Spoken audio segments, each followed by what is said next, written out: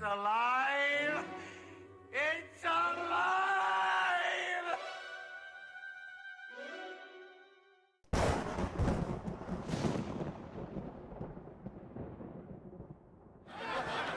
Hello, everyone.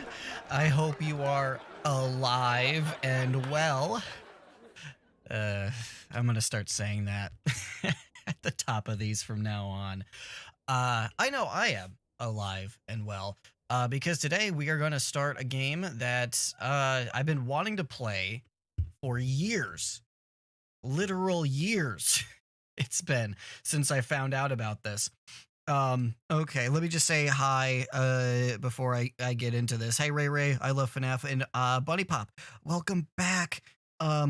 Yes, I haven't seen you in so long. I was just thinking how I haven't seen you. I hope you're doing okay. Yeah. What's going on, everybody? I was told I had cancer, but it wasn't, so thank God. Oh my God. What a scare. I'm sorry you had to deal with that for however long. That's terrible. Sorry, I'm standing today. I got my standing, so my chat is down here now for me. Yeah, that's why I'm looking down anyway. But yeah, I'm glad it wasn't. That's okay. Scary. That's really scary. But yeah, okay, you were in the hospital for what? Man, that's why I haven't seen you? God. I'm sorry. I'm sorry to hear that. But yeah, I'm glad you don't have cancer. That's insane. That's yeah, like I said, terribly scary. So, whew, good. I'm good. Good to hear that you don't have it. Jeez. Anyway, hello. I guess yeah, I'm gonna do my thing now. I'm glad you're here though, Buddy Pop. Thank you. Thanks for coming by. Um, so I do have a bit to talk about, like a couple things that I have to go over before starting the game. So if you're here in the future watching this, I will try to put timestamps here so you can skip right to the game. But I do have some things that I need to say to talk about before jumping in here. Because this is going to be different. This is going to be a bit of a different uh, uh, playthrough here. This is a visual novel. If you watched my Lurking for Love playthrough, that is also like a visual novel. It's more of a story than it is. It's a visual novel, right? It's a book basically. It's manga. It's like a comic book, but in like game form. Um, so it's more story based than it is game. Uh, so it's a little bit different than what I'm used to playing here.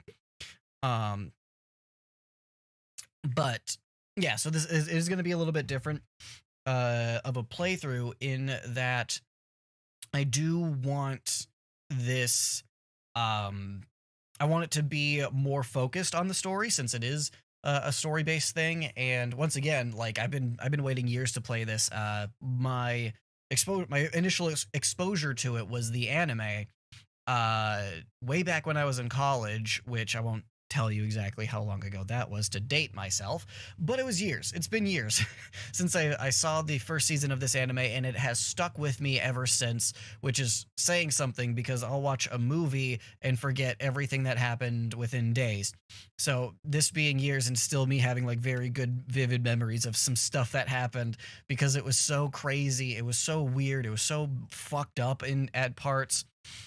This is a horror thing. Like, it's going to be a slow burn sort of thing. It's going to start off really nice and very, like, anime-y, but it's going to take a dark turn if the anime is anything to go off of. So, but yeah, so I will not be interacting as much with chat while I'm playing this.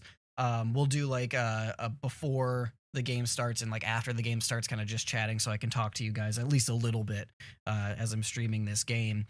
But yeah, so that'll be the thing. I just want it to be more of an immersive experience going through this game. Not just for me, but for you guys as well, because it is, from what I remember, a very weird, interesting story that just goes so crazy weird. It's all over the place, but so I just want to do that. I want to give it the proper attention and immersion here. So I'll do some, the voice acting and whatever. And in that, the whole voice acting thing, I actually have a voice mod app right now because there are multiple females in this game. There's 4 like main character females, and I am only so talented when it comes to voice acting. I can barely do 1 female voice, let alone 4. So I do have a voice modulator that I hope sounds all right. So why don't we test this out real quick? So we have, you see, hopefully, does it work? I have key bindings here. Oh, maybe. Oh no, does it not? Uh-oh. I'm like clicked into the game. Does it not work? Oh no, it does. It should work. Okay, so I should sound like a girl. I should sound like a female right now because of this voice mod. This will be Raina's voice. This will be Raina. Yeah. Then we got this one. It's like a smaller female voice. This is gonna be Rita, who's like the smallest of them. I'm not changing my voice at all. I'm talking the exact same way I was before. We have this one is a slightly different little girl voice because there's another one. I don't remember her name. The character that this voice is going to be for. I don't remember her name. I just know her as the blonde, the blonde one. She's also like a younger looking person. And then, last but not least, we have this one for Shion is her name, who is a little bit more. If you're liking the voice mods, yeah. Hopefully that sounds fine and you can understand what I'm saying.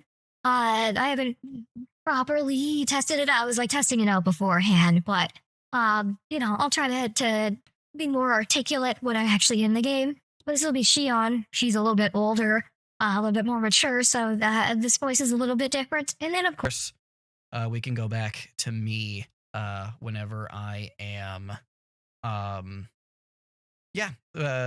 whenever I'm just the main character or whatever. If I need to voice other people, if there's side characters for like that do female voices, I'll do my best, whatever.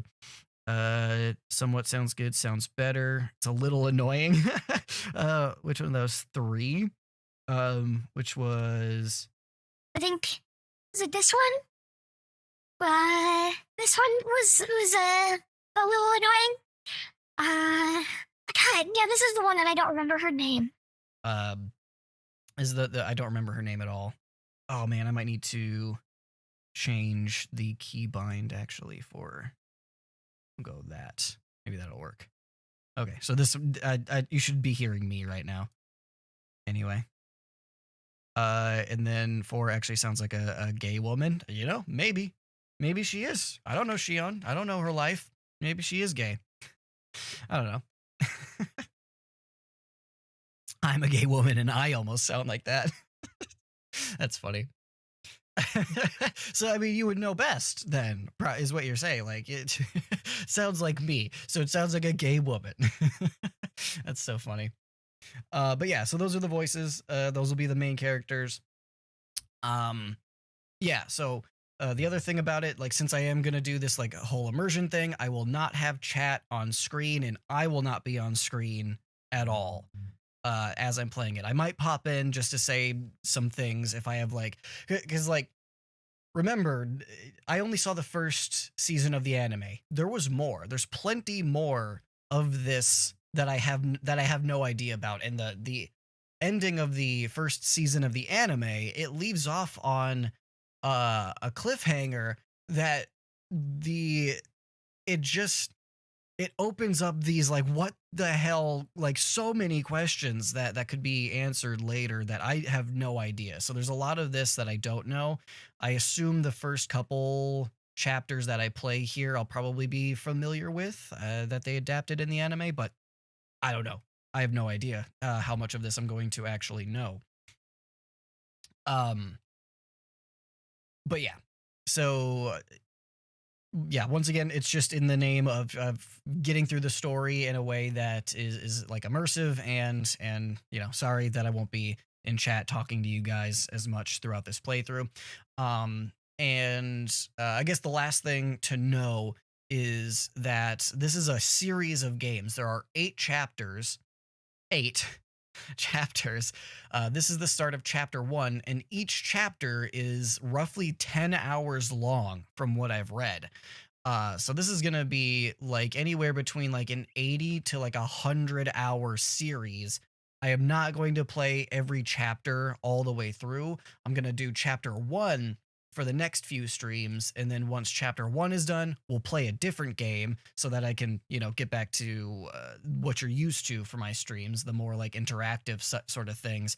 And then whenever I beat that game, we'll start chapter 2, and then we'll play another game, and then we'll start chapter 3, so on and so forth, and we'll be, so this will be a long-running series for sure.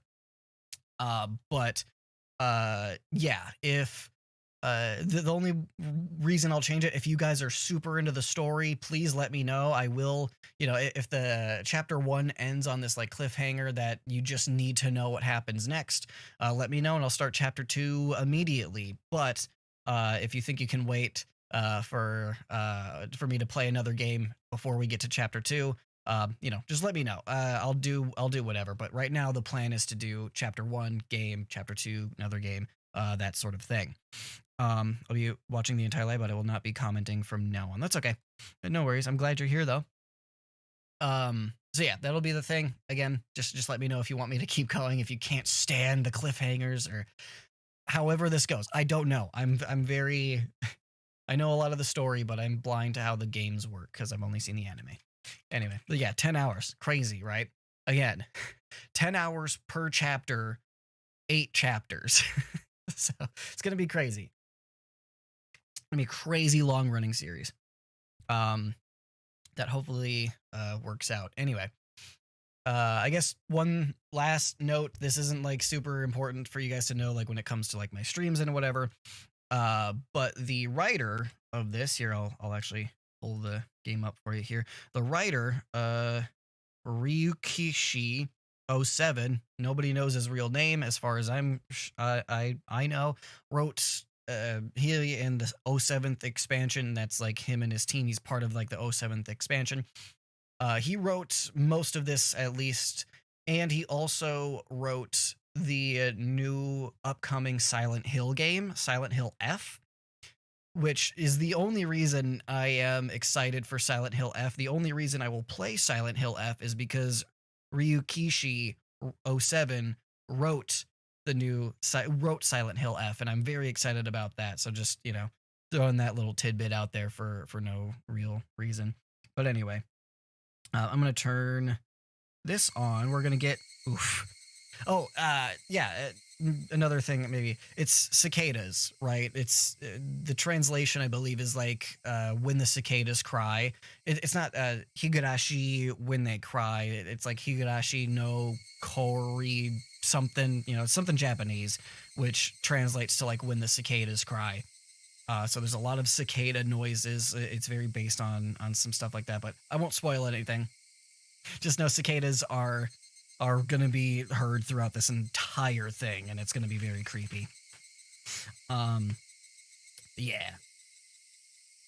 Yeah, there's also like there's a sequel series, and I don't remember what it is. It's something else when they cry. It's when a different animal cries, and I know nothing about that. I just know this one. But anyway. So, I am going to get chat off of here. I'm going to get me off of here, and we're gonna start the game, and we're gonna be hopefully pretty immersed in the story. So just once again, before I start, before I can't talk to you guys anymore, Ray, I love FNAF, and Bunny Pop, thank you guys for being here. Anybody that shows up that's a regular that might not know why I'm not talking to chat, maybe if you guys could let them know so they're not confused and they don't like think I'm neglecting them, I would really appreciate that so much. You don't have to, but if you want to keep them in the dark and just have it be between us, that's totally fine too. I won't say anything until like maybe the end, and I can talk to them one-on-one, but whatever. Not one-on-one, but you know, in chat. Because again, I'll be back at the end of the game whenever I'm done with this, and we'll go through it. Anyway, here we go. Let's start it. Gotta get into character. Hold on. Higurashi, when they cry. Boom. Should have got some tea. Sorry.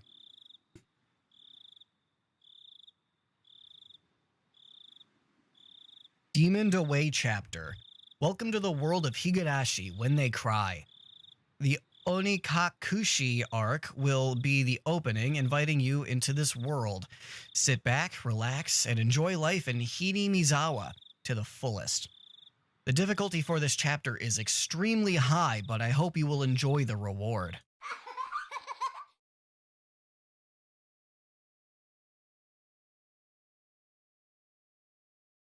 Please do not deplore yourself. Even if the world does not forgive you, I will forgive you. Please do not deplore yourself. Even if you do not forgive the world, I will forgive you. So please tell me, what will it take for you to forgive me? This is a work of fiction. Any actual resemblance is entirely a fiction. AD 1983, early summer of the 58th summer of Shuraren.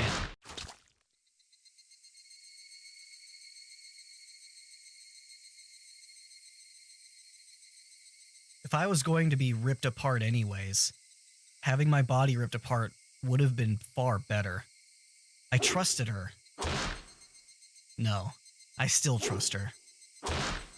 Even in this very moment, I trust her. But I'm starting to realize I only wanted to trust her because I refused to accept the truth. It was as if I was trying to convince myself in such a silly, sobbing voice. And those tears making a mess of my face. That mechanical, repetitious sound finally stilled and everything fell silent. Only the cry of the cicadas remained, annoyingly loud. And yet, as I felt as if I could still hear her voice. But that's not possible. She's no longer speaking. The only one crying is me. She never cried. Even when she repeated those words over and over, she never expressed any emotion because there was none to show. If she had no tears to shed for me, then I shouldn't need to shed any for her. Then why? This pain, my eyes getting moist? Why is this happening? I still wanted to believe I hadn't been split apart. That's enough, right? Inside me, an inner voice whispered gently. My spirit had suffered enough. And countless times I'd wavered over whether I should just throw the battered thing away. Except I've stubbornly refused to do that, haven't I?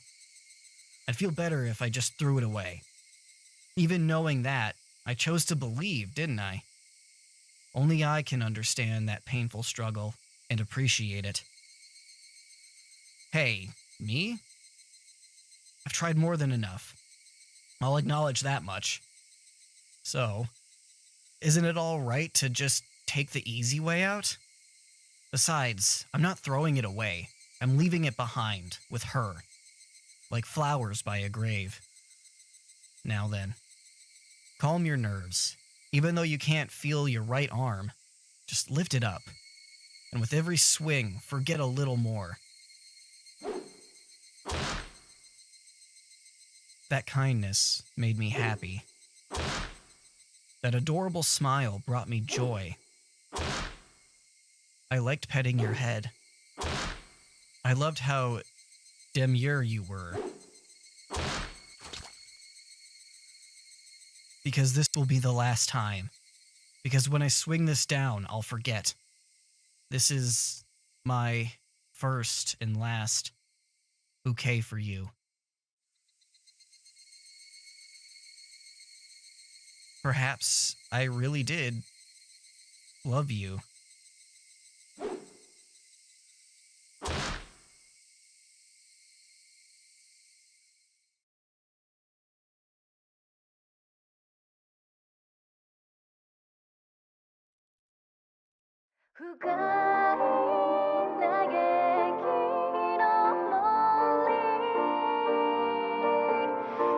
Holy shit, that's kind of loud, huh?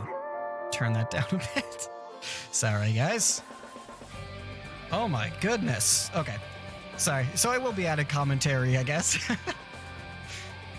Jeez. I did not check the volume at all before doing this. Maybe I should have.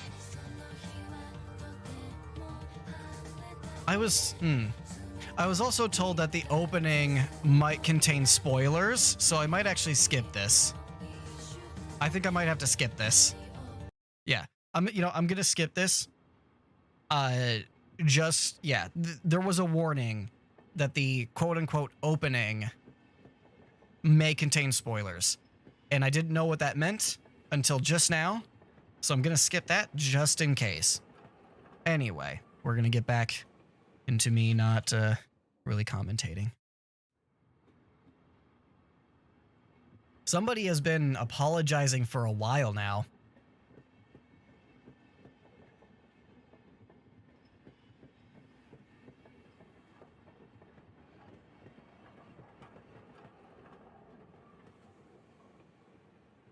I wonder what she's apologizing for.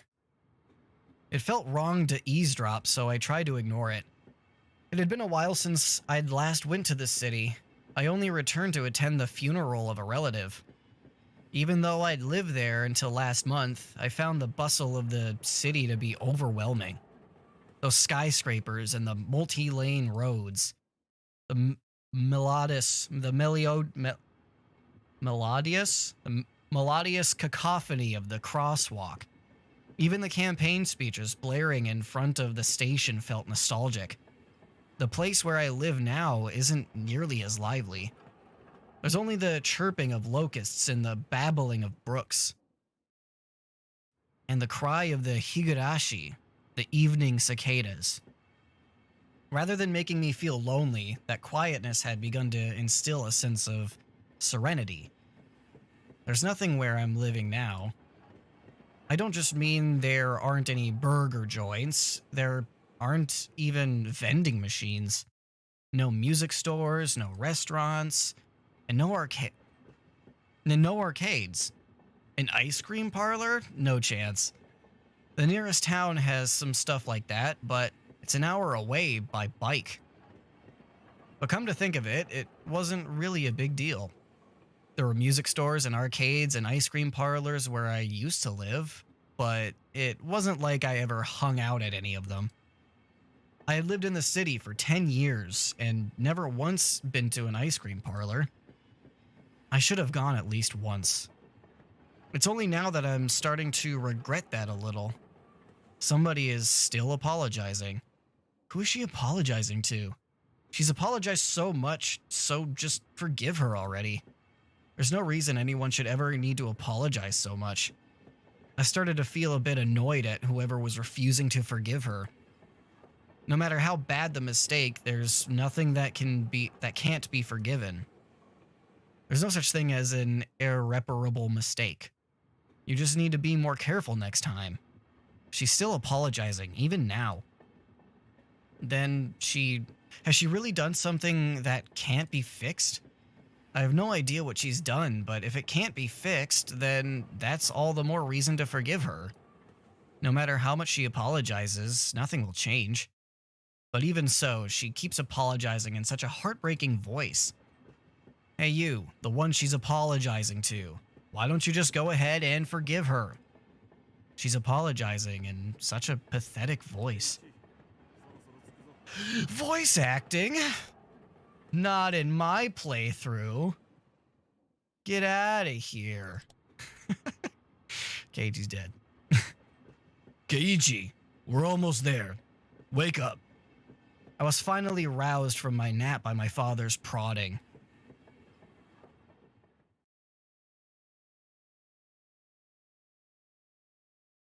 It seemed the train had reached its final stop. We'd spent hours riding everything from the bullet train to the local routes. It was hard to believe that the landscape beyond the window and the city I was in half a day ago were in the same country. That they were even from the same era. From there, we take a car deeper into the mountains.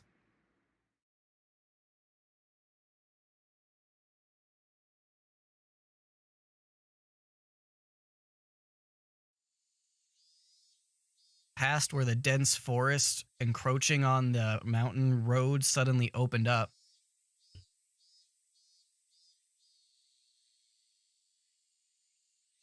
Sorry, my mouse is going to be on screen sometimes because I won't notice it. I'll try to keep it off. It's kind of annoying. There, where I live now, Hinamizawa.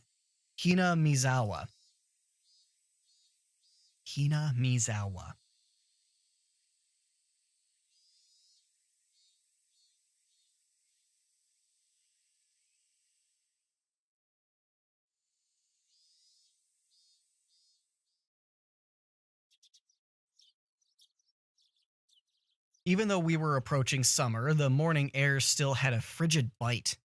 Although, in exchange, you could fill your lungs up with crisp, clean air. Flipping open the window, I was greeted with a verdant expanse. Nothing but trees. The neighboring house was far away on the other side, so I was probably the only one enjoying that view and that air.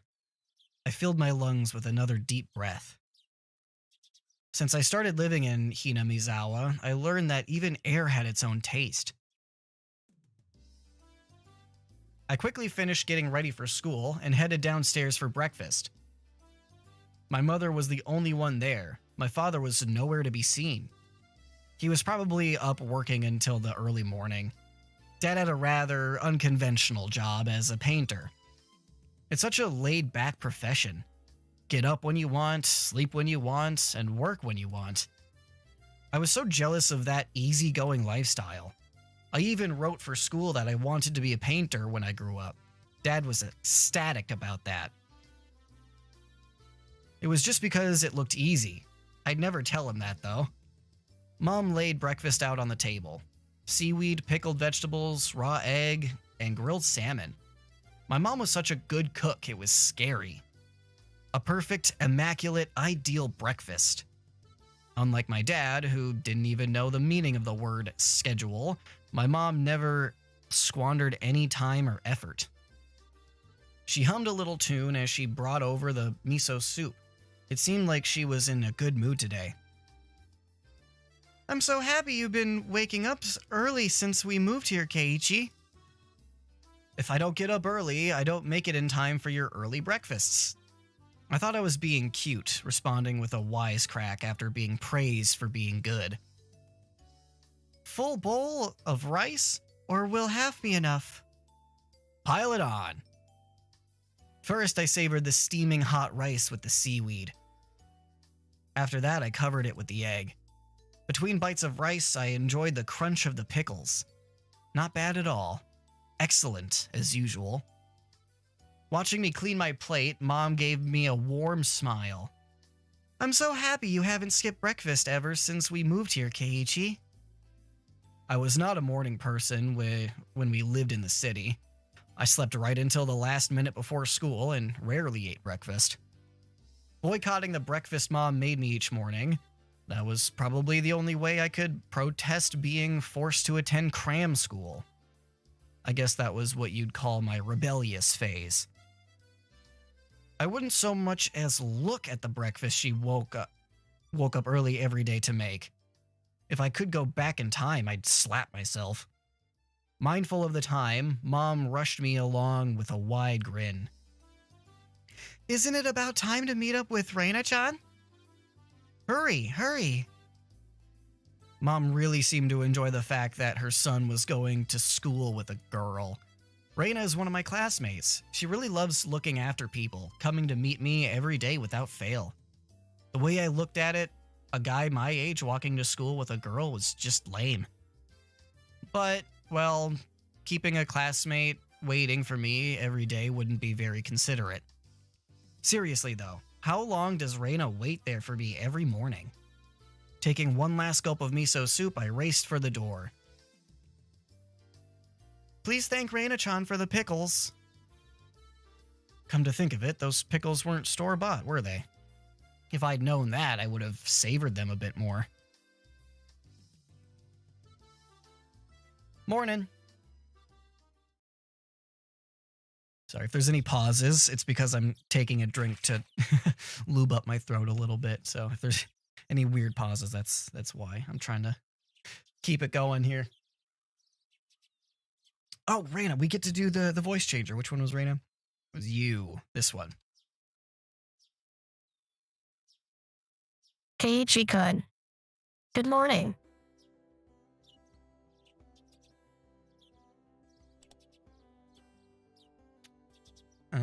Man, my keys.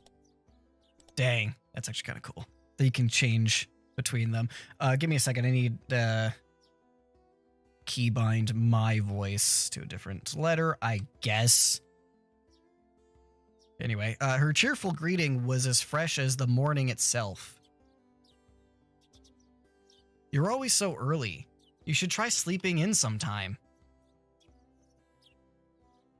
If I sleep in, I'll keep you waiting. She's so conscientious and such a good person. If that ever happens, I'll just leave you behind. Keiichi-chan, you're so cold. I wait for you all the time. I'll leave you in the dust, without looking back. Why are you so mean? Why? Reina had a slightly troubled look on her face. Toying with her was rather fun because of how quickly her mood changed. I'm kidding, I'd wait for you. With those words, Reina seemed to relax. Her face flushed bright red. Thank you. I'd wait forever until you came, Reina. No matter how long.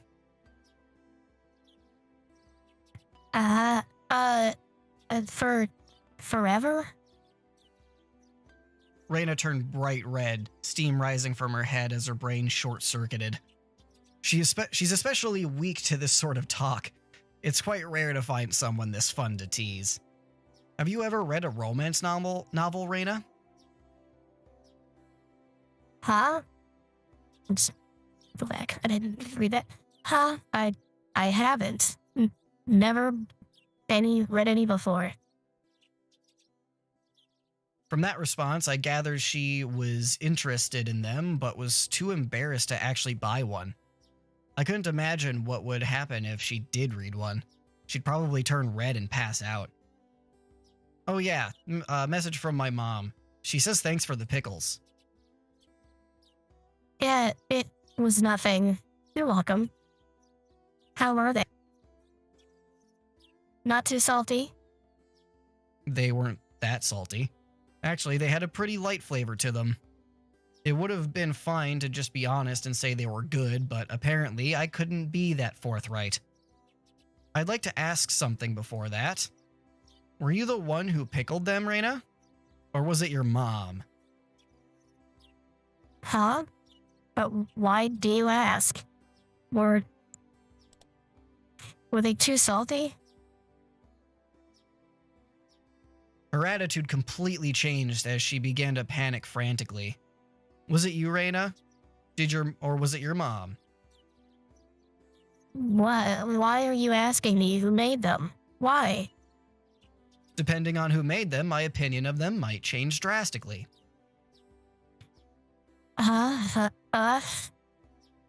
She counted frantically on her fingers, trying to remember the amount of salt she'd used to pickle them. It wasn't like I was trying to tease her, but I couldn't stop myself. Guys who take pleasure in this kind of thing are probably the worst. Guys like me. Reina nervously opened and closed her mouth over and over, trying to muster a response. It was me. Delicious. Huh? Pretty good, just like the last ones. They went perfectly with the rice. Her face went bright red again. She was completely spacing out. It was truly a lot of fun to tease her. I pray that Reina never gets taken advantage of by some lowlife. Keep at it, Reina. I'll train you until you handle it like an average person. Or so I decided for myself. Let's go. If we keep Mion waiting, we'll never hear the end of it. Seeing as she'd just keep spacing out otherwise, I called Reina back to reality so we could make our way to school. The strange, easily flustered girl is Reina Ryugu. I've only known her for about a month, but I've come to realize that it's not just her name that's strange.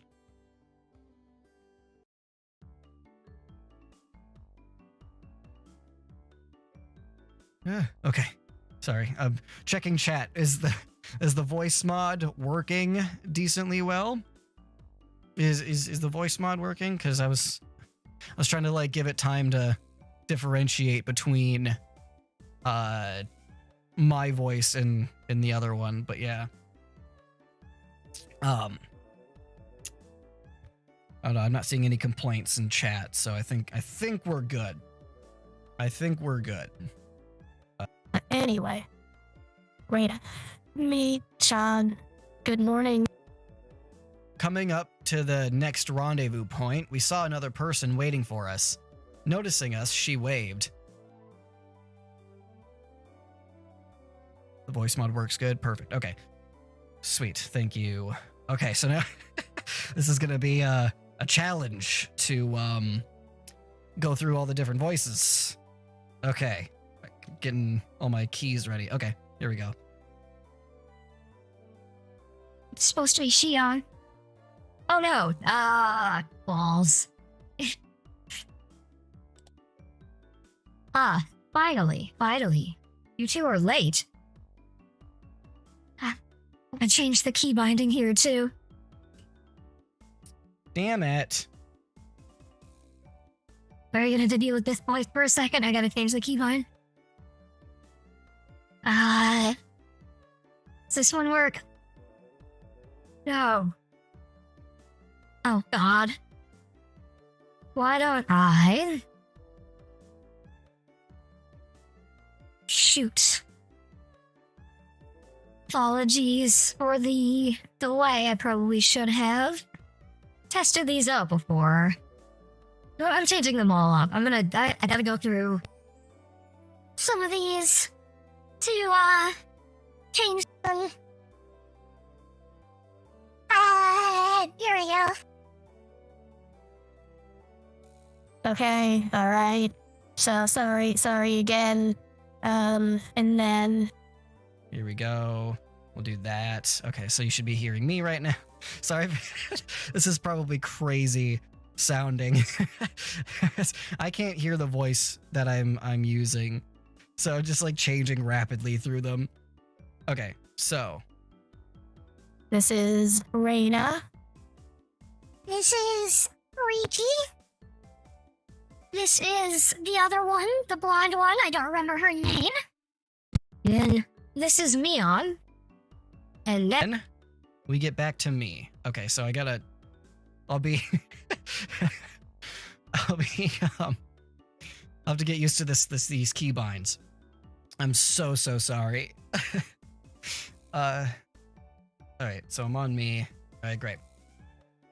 I'll probably have to take these streams and put them all together later as like a big video, 10-hour long video of chapter 1 of just the voice acting and stuff, so there's not as much of this kind of shit happening. So sorry about the immersion, everybody. We'll get back to it in a second. So make sure that I'm correct in who we got. Leon right now. And Reina right here. Leon. And Reina.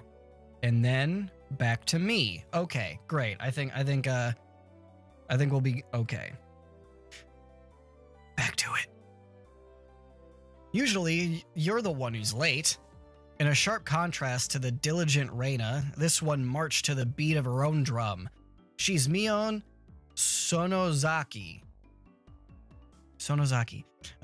For what it's worth, she's our senior and head of the class. Howdy, Reina. It's been a while. Hey, Chan. How many years? I was only off 2 days. You don't say. You were such a cute little tyke the last time I saw you. Mion's gaze started at my chest, then dropped straight down, focusing on the point between my legs. She was saying it was my crotch that was cuter back then. Before you ask, just to be clear, I've never actually tried to show it to her. I've grown quite splendidly. You'd be surprised. Not only is he bigger, but he has a little mustache now. Being so engorged with energy every morning is quite a problem, though. I'll introduce you next time, so be sure to greet him properly. Don't say next time. Right now is just fine. How about letting the little guy get a breath of fresh morning air? I don't think I've ever heard talk so dirty you could smell it fouling up the morning air before. Mion sure does act like an old man sometimes. Gotcha. Time for the big reveal. Hope you don't regret it. As my hand reached for my fly, Raina began to ramble in a near panic. Hey, hey. What are you talking about? What are you talking about? What are you talking about? The red-faced, flustered Raina tried to play dumb, but it was obvious she knew exactly what we were talking about.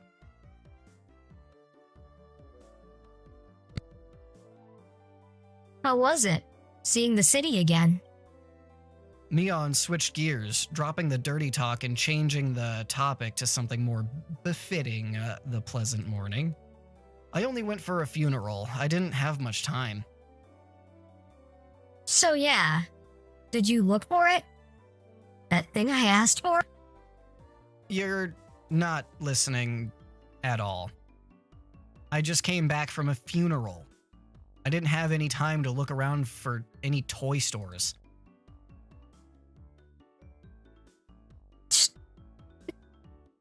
I don't know if that's gonna pick up.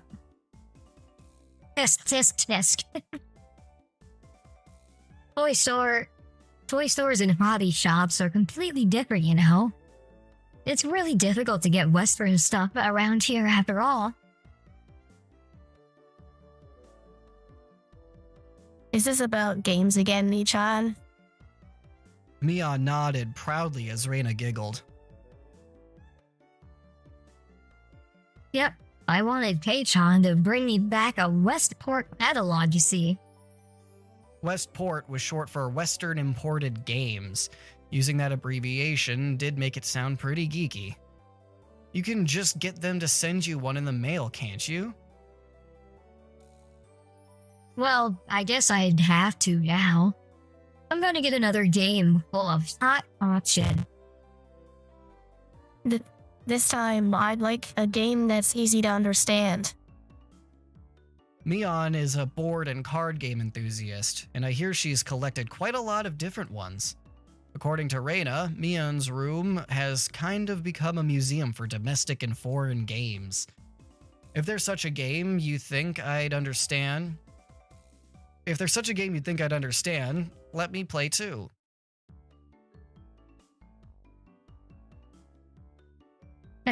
Of course. If Mei-chan is up for it, I should warn you though, we're pretty tough. Just what I want. I play all sorts of games. I don't intend to lose. Well, then we'll let you in the group this time, I guess. Bristling with joy from head to toe, Raina looked back and forth between me and Mion. Mion gave her an affirmative wink, and her expression perked up even further. I thought boys preferred playing outside more, so I figured you wouldn't want to. Raina laughed happily. From such a friendly conversation, you wouldn't think I had moved here less than a month ago. I understand that they did all they could to make a transfer student like me feel at home. I'll have to try harder to fit in, so they won't feel like they have to try and make me feel welcome. I felt like if I acted a bit more open than I usually am, it should probably be about right for this place.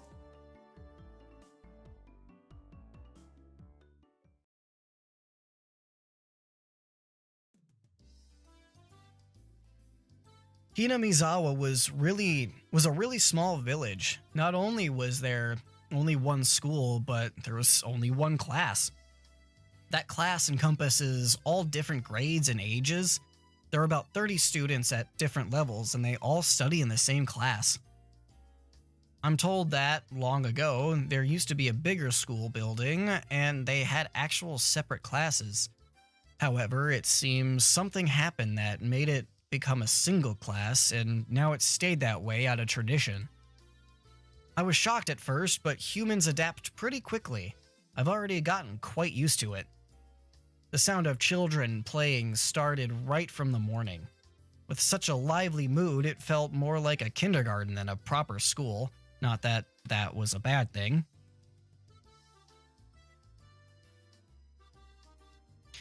Mion, who had been walking in front of us up until then, suddenly let me take the lead, right in front of the classroom door. So I was meant to slide the door open and enter the room first. Too bad.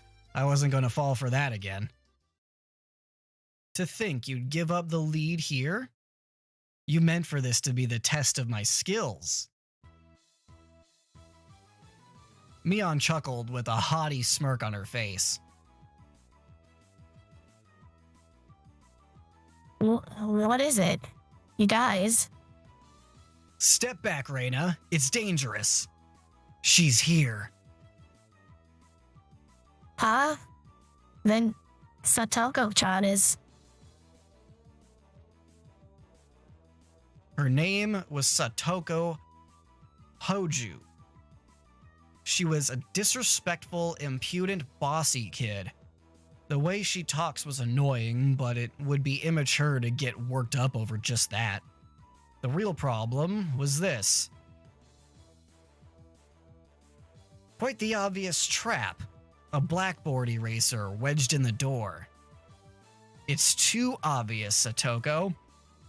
A haughty laugh came from beyond the door.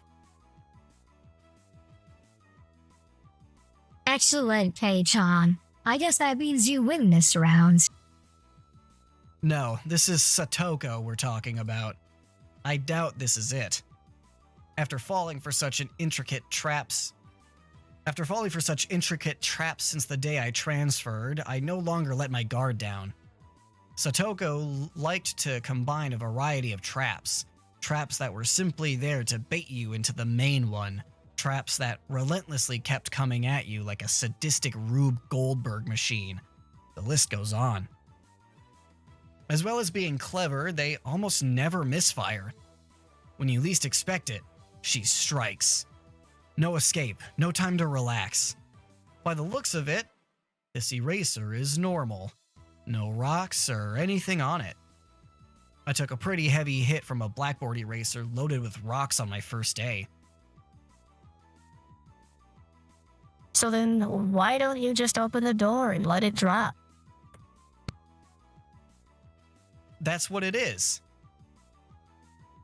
That's what Satoko was after. Making me focus my attention upwards, so as I lifted my hand to the door, there were thumbtacks stuck to the sliding door handle with tape. A frightening trap. A potent and terrifying trap, concealed by using the blackboard eraser. An impressive combination, Satoko. But in the end, nothing more than the trivial machinations of a child. Assured of my victory, I threw the door open and stepped into the room. I felt something strange at my ankle. It was similar to the sensation of a jump rope catching on my leg. By the time I realized she had me, hook, line, and sinker, it was already too late. I began to fall in almost picturesque manner. Kei-chan, watch out! Instinctively reacting to Mion's shrill warning, I twisted my body in midair before I landed on the floor. Ow! Ow! Ow! An inkstone filled to the brim was placed right where I had landed, right where I would have landed. I shuddered, imagining the situation had I landed square on it.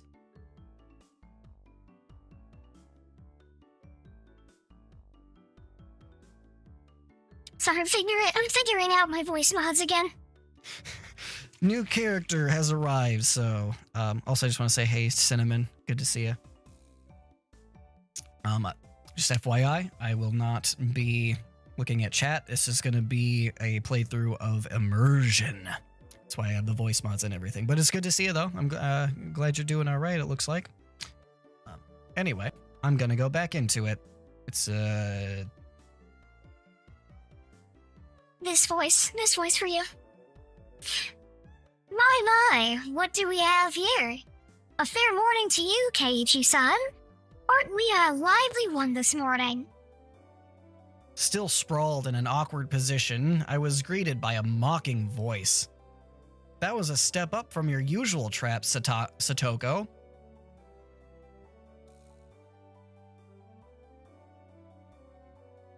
I haven't the faintest idea what you mean.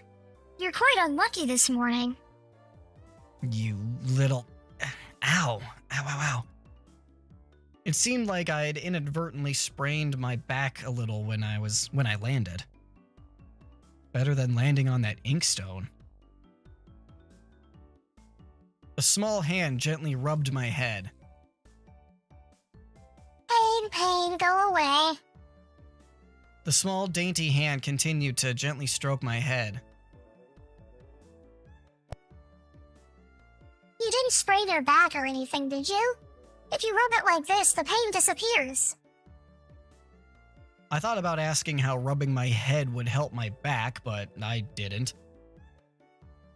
It's not so much about what you actually do, it's the thought that counts. Yeah, thanks, Rika-chan. The pain's going away now. Yay, Rika-chan. Good morning.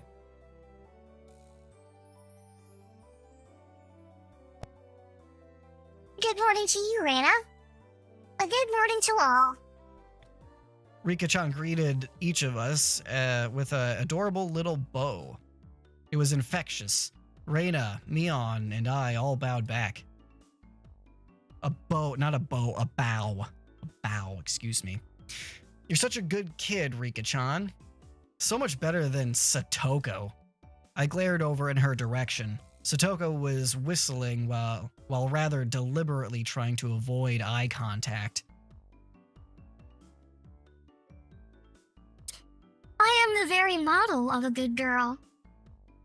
A good girl who wouldn't set those nasty traps. A good girl wouldn't set those nasty traps. Nothing but lies and slander. Exactly what proof? I picked up Satoko by the back of her collar. She looks like a misbehaved cat when I do this, but a cat wouldn't be setting traps. She's much harder to deal with. I-M-S-O-R-R-Y.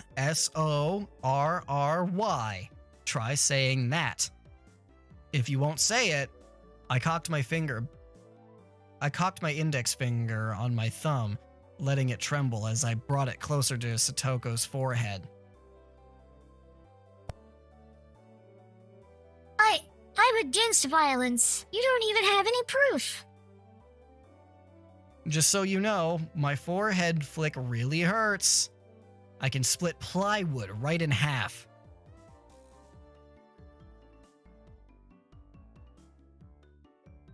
Eek. Stop! Get away from me, you beast! Don't say that in a way people will misunderstand. A small hand tugged on the back of my shirt.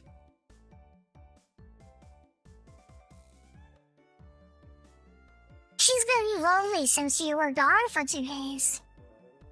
Rika-chan really is just so... How could I do anything more after being told that? I gently released my grip on Satoko, who at this point was on the verge of tears.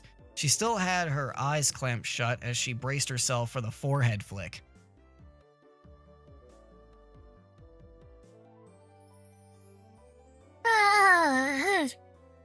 It doesn't bother me. Ah! You mustn't cry, Satoko. Keep on fighting, yeah? Rika gently petted the head of her prankster friend. You would never guess those two are the same age. I think Satoko could learn a thing or a million from Rika-chan.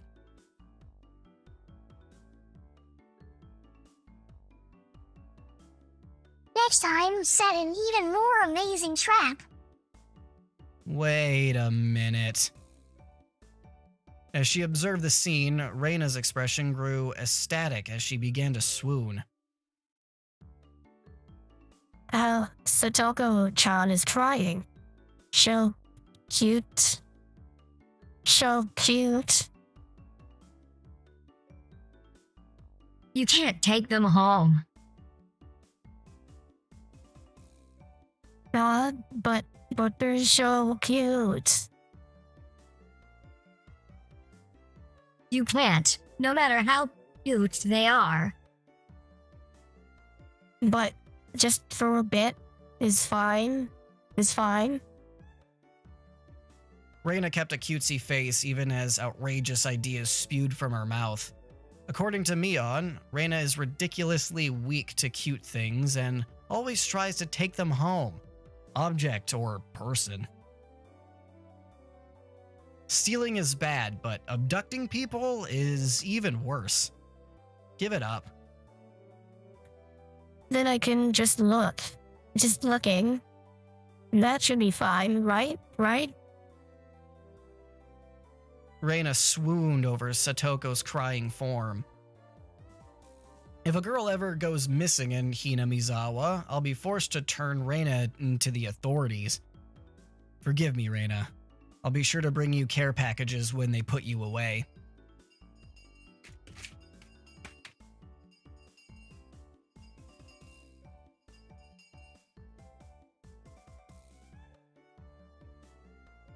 The teacher's coming.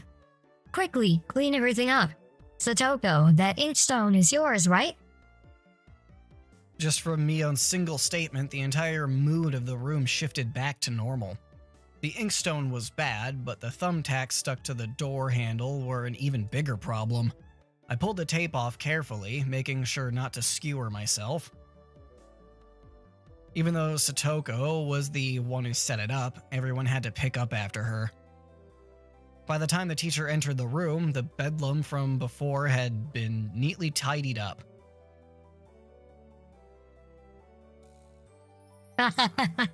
We made it in time. Rise, attention. Mion gave out the morning commands.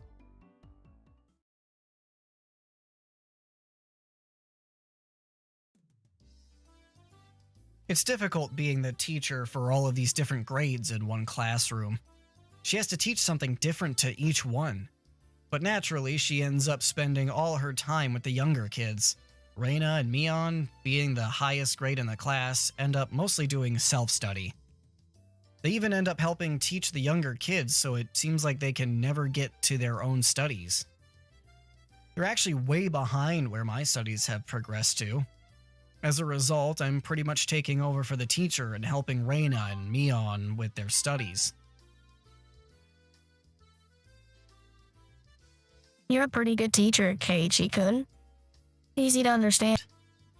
Reina took a breather after finishing highlighting an important section. Teaching is making me lose confidence. It makes me aware of how shallow my understanding of the subject is. They say that to teach someone something, you need to understand it backwards and forwards. So while you're teaching us, you're getting in your own practice.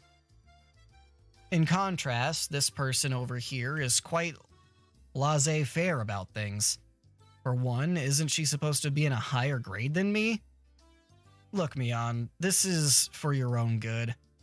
If you don't take this seriously, there'll be trouble later on with these marks. Grades. Marks are grades, by the way, for those who might not know that. It's not like I'm aiming to go on a prestigious school. Onto a prestigious school. I'll be fine as long as I pick up what I need to know for the entrance exams a little at a time. Her staunch defiance was really something else. This was a different type of relaxed than somebody who already knew what was going to be on the entrance exams.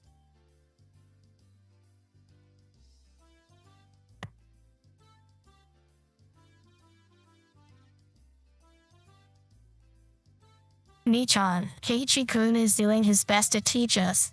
We need to try hard too. You're such a good and honest kid, Reina. I'll make sure you guys get accepted into a good school.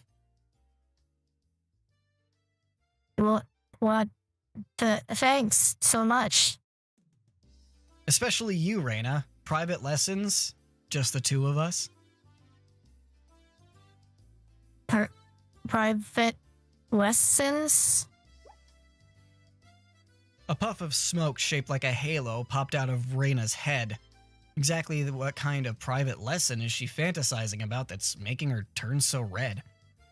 I'd like to hear the play-by-play of that next time. While Mion was flipping through her vocabulary flashcards, she threw out a casual question. So, in the city, do you have to study this much? If you don't know at least this much, you can't get into university. So you study just to get into university? Well, yeah, basically. While knowing that this stuff won't ever come in handy in the future. Out here, you can get into university as long as your attendance is good enough. Really? Study equals entrance exams? Having that basic law of the universe so easily overturned sent me into a state of shock. That is right. There aren't really enough people around here to warrant weeding them out with an exam.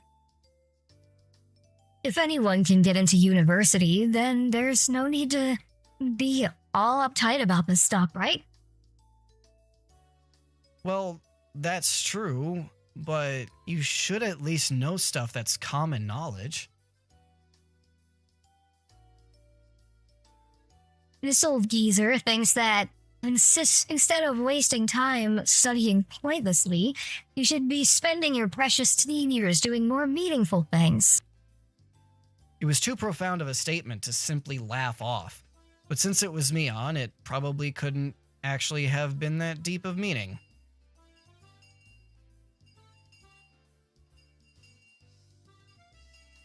In place of a chime, the sound of the principal waving a handbell drifted through the classroom. Hey, Chan, we're done. We're done. It's our wonderful lunchtime. In a complete 180 from her unmotivated state, Mion gave the commands that signaled the end of the morning period. Keiichi-kun, let's have lunch. I might have been making a very troubled face. Reina smiled brightly at me.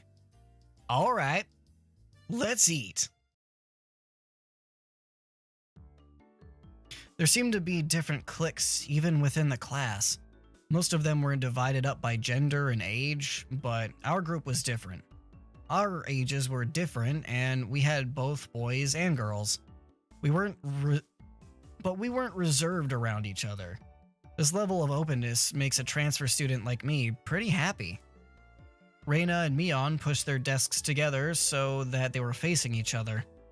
At the same time, Satoko and Rika-chan were slowly lugging their desks over as well. Keiichi-kun, hurry. Reina waved her chopsticks in an unrefined manner, trying to hurry me along. Unless everyone was together, they wouldn't even open their lunchboxes. Keiichi-san's lunchbox is most assuredly filled with nothing but bread crusts like some sort of destitute plebeian. Why don't you just show it to us? Come on now. Even though Satoko was hurling insults at me, she still wouldn't open the lid to her lunchbox until I was there. I pulled out my lunchbox swiftly and dragged my chair over to join the circle. Hey, sorry to keep you waiting.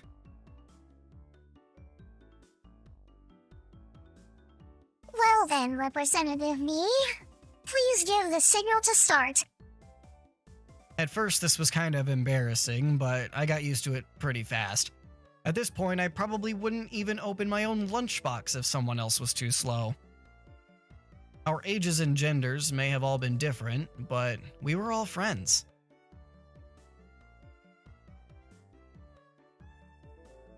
Let's eat. Let's eat.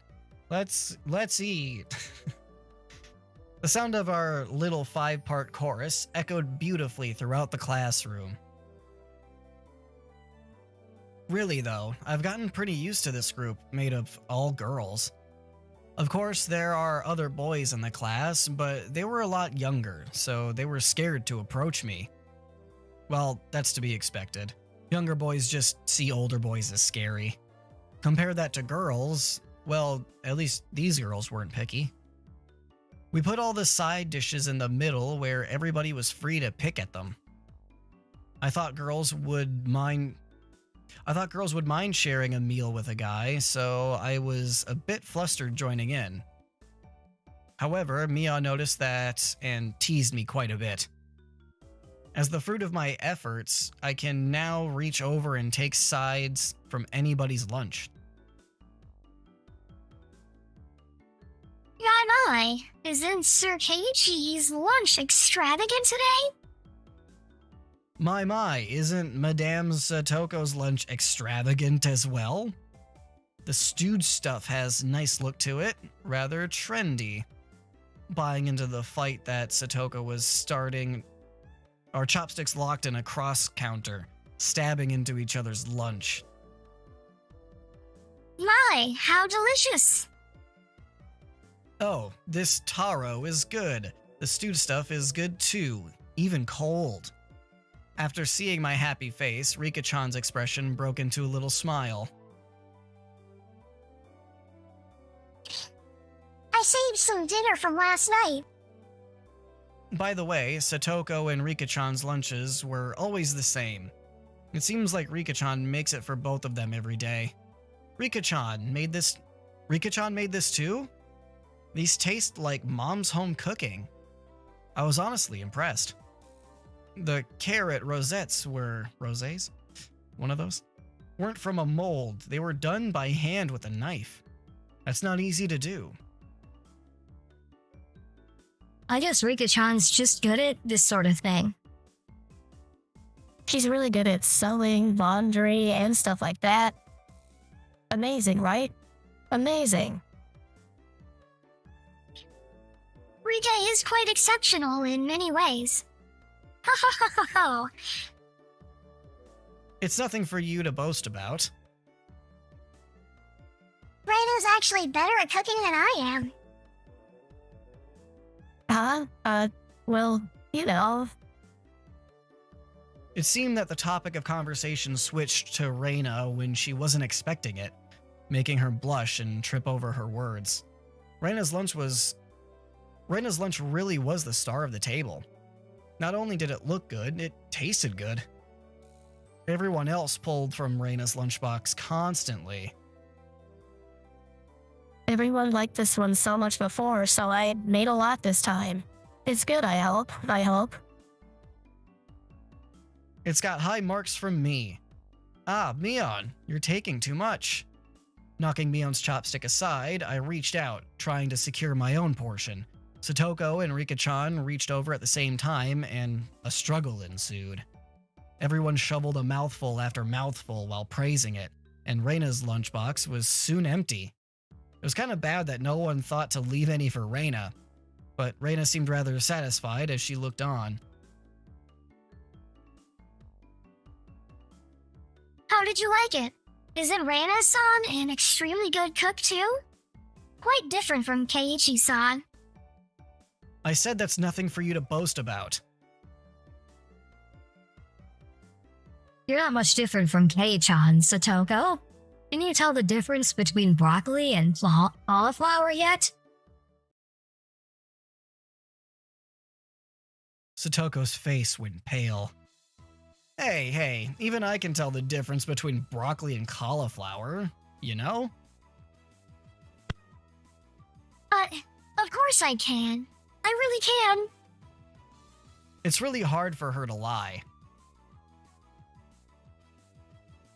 Keiichi-kun, both taste good when they're boiled and topped with mayo, right? You shouldn't be picking on her. Rika-chan too. Reina hurriedly tried to follow up, but Mion laughed haughtily as she drew closer to Satoko.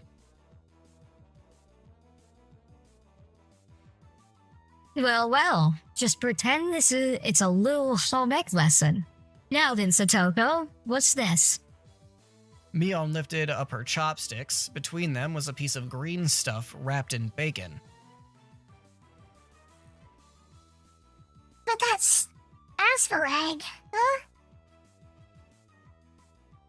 Mion made eye contact with me, and within 0.3 seconds, I had Rika-chan's mouth covered. Holding a piece of bacon wrapped asparagus and giving her two choices. She's pretty terrible. Well, the yellow one is cauliflower. No, wait. The green one is cauliflower. So which? Probably the yellow one is broccoli and the blue one is cauliflower. Do you really know which is which? How about you just give up? I'd expect no less from the class representative, the oldest. The way she drives people into a corner just shows how much experience she has. This is just a hunch, but being brought into the Sonozaki household must be quite the ordeal. I do know. I really do. Then answer the question. I know. Ah. She finally broke down and started crying. When she acts like this, she actually starts to seem her age. How cute. Reina entered a state of euphoria as Satoko bawled her eyes out. Reina was in a state of bliss as she rubbed her cheek against Satoko's head and smothered her. Really, a very content face. One that wouldn't care if the world ended right then, and it was that kind of smile. Reina, Mimi is picking on me. Ah. Cute. It's okay, Reina. Oni-chan will take care of all of those bad people who tease my little sister. Whoosh! Boom! Bam! It was like a flash of lightning. What was that just now? Both of Reina's fists shot out at a supersonic speed, striking Mion and me squarely in our faces. Before we knew it, Mion and I were sprawled spread eagle on the floor, staring up at the ceiling with matching welts on our faces. This is the first time you've gotten one, right? Today, she went easy on us. Easy? You mean there's something harder than this? With that, Mion and I both slumped our heads back to the floor in unison. From now on, I'll be careful when I'm within striking distance of Reina.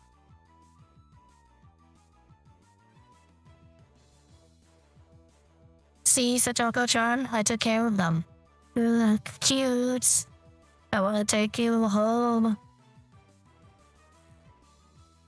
Making sure Reina couldn't see it, Satoko stuck her tongue out at us. Damn it all. Using Reina like a puppet. Rika-chan massaged our bruises without saying a word.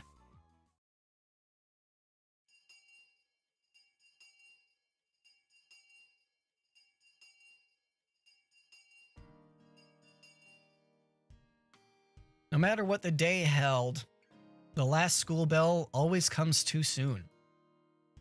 Our shadows stretched off into the distance.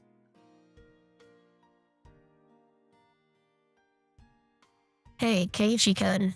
Tomorrow, do you have plans or anything? Huh? It was such a direct question from Reina, I inadvertently blushed. If it was for a date, then wouldn't you do it more subtly? Reina saw me lost for words and realized that I'd misunderstood and turned red as well. No, I didn't mean it like that. You see... So, apparently that wasn't what she meant. But since it's always fun when Reina's in a panic, I went along with it a little. Oh, really? So, it wasn't meant that way. Huh? Huh? Playing it up, I slumped my shoulders, feigning dejection. Keiichi-kun, why are you so disappointed? Why? Why? Michan?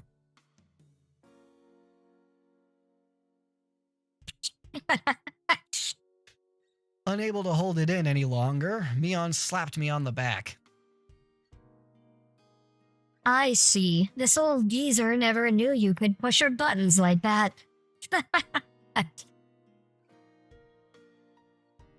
Huh? What? What is it? Mion was rolling on the floor, clutching her stomach while Reina flailed around, completely bewildered. I couldn't help but start laughing as well, feeling just a little bit guilty. I ruffled Reina's hair. Kidding. Sorry, it was a joke. That's my fault. She really is a cute one. Huh? A joke. Since when? Since when? Sorry, I didn't mean to do this. I don't know what the heck. Oh, it gives us a little what? I'm sorry, breaking immersion. What is, this gives us a little background music info. That's really cool. Sorry, anyway, back into it. Huh? About halfway through. Halfway? It's okay, John. That means you weren't acting when you blushed at the start. Huh? That means... It was only a momentary lapse, but there was no way Mion would let such a delectable detail slip by her. Well, you see, saying anything more was also a bad idea. In my bewildered state, I slipped further into an unfavorable position. After that, Mion continued to tease me about it for a while.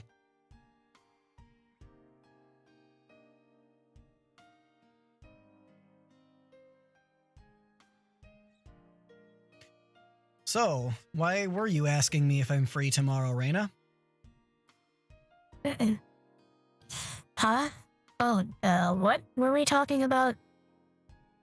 It had been so long that Reina had forgotten. That's how long Mion had teased me. It's just, Kei-chan, you probably can't find your way around Hinamizawa by yourself yet, can you? That was true. I hate to say it, but if you blindfolded me and spun me around 3 times like we were playing pin the tail on the donkey, I wouldn't be able to tell up from down here. Yeah, I don't think I know how to get anywhere besides back and forth from school. Yes. So you see, tomorrow we were thinking that Michan and I could escort you through Hinamizawa and show you around. That would be godsend. Frankly, I was happy about the offer. You'll come, of course, right? If I'm free. You're being invited by a girl, you know. If I'm free. You're probably free anyways. If I'm free. I was being stubborn so as not to give a clear yes or no. Even though I thought it was a godsend, I'm too much of a scamp to say so up front. Keiichi-kun, you're not free, perhaps? While Mion and I had our rather sour back and forth, Reina peeked over at me hesitantly. Figuring I'd been a bit too rough on her, I just gave in. Sorry, forgive me, I apologize. I'm free. Great. The trepidation disappeared from Reina's face as it blossomed into a smile. Hey now. This is what dreams are made. I'm sorry. I'm so sorry. In version. Seems like there's quite a difference between how old you are to me compared to Reina, isn't there? It seems Mion didn't care for how rude I was to her, compared to how quickly I agreed with Reina. But her being annoyed was very interesting. So I pushed Reina forward, speeding up our pace to leave Mion behind. Let's go, Reina. Maybe it should just be the two of us tomorrow. Leave grumpy old Mion behind. Huh? Well, if Keiichi-kun is okay with that, then I'm the one who came up with the idea to take him around. Don't ignore me, Keiichi Maebara. It'd be great if the two of us could go on a picnic together. Should we bring a basket, Reina? if we are bringing a basket, I'll make the food maybe. Don't you ignore me too, Reina. I'll put out a village-wide circular saying that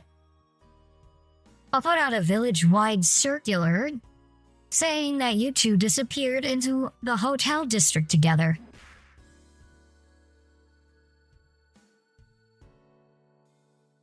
Well then, I'm going home now to start making it. Tomorrow is going to be so fun. Later, Keiichi-kun, Mi-chan, bye. Reina bounded off like she was walking on the moon. After the dust settled, all that was left was me standing next to Mion sprawled out on the ground. There was a welt on her face. Are you alright? There was over 2 meters between you guys. Since you came, they've become sharper. This old geezer's body can't handle it. Maybe it'd be easier if you stopped saying stuff that makes Reina want to hit you. Or else this will end up being Mion's slapstick comedy hour. If that happened, the results might be fatal.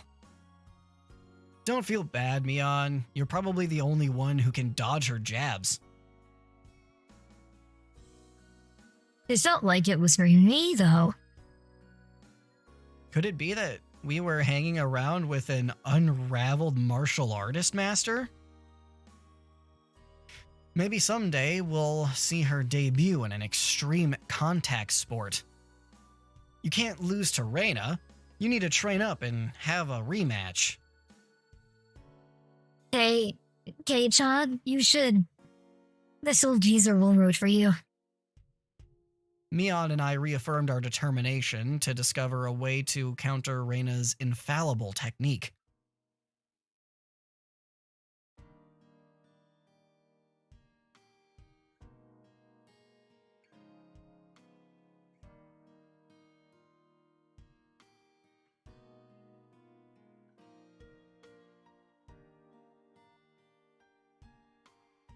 Oh, what is...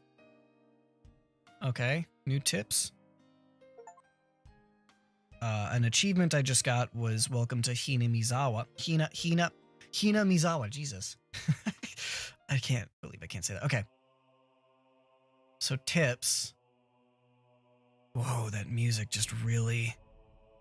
That came out of nowhere. That's crazy. Okay, what is this? We're in a mixed grade. I don't know what this is. Wait, what? So, what? I don't know what the heck's going on here. Maybe, should I have? Oh no. Quick load? I can't quick load. Should I have saved before doing that? I don't know what the tips are. Uh-oh. Whatever. I guess I'm gonna go through this. Just see what's going on here, I guess. So, Reina, we're the same age? Yes, that's right. We're the same zodiac animal, too. Hey, now, it would be weird if we were the same age, but not the same zodiac animal. That's not true. If your birthday isn't the same, then you can have different animals, even if you're the same age. Huh? Oh, I see. Mion, you're pretty smart. What month were you born, by the way, Keiichi-kun? I'm July. Reina smirked and puffed up with pride. Hey now, what's the meaning of this? She's not planning to be all high and mighty if her birthday is a wee bit sooner than mine, is she? Heh, don't even. It's impossible to challenge me by birthday. I wouldn't even mind if you bet $1 per month.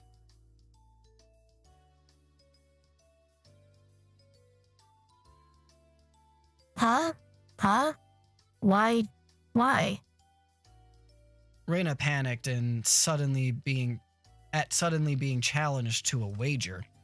Given how panicked she is, I'm certain she doesn't have much allowance left this month. It's just sending her into a panic about something as simple as a birthday is so fun. I couldn't help myself. So that means you were born in April, Wei-chan? Right on. Too bad, Reina. I'm already far older than Reina. Oh, I see. Then you're the same age as me, John. Well, it's just a few months. That gap will open up again soon enough. Mion snickered through her nose. Hey now, that's not something to get all high and mighty about. As if I'm one to talk. Now that you mention it, you're in a higher grade, right, Mion?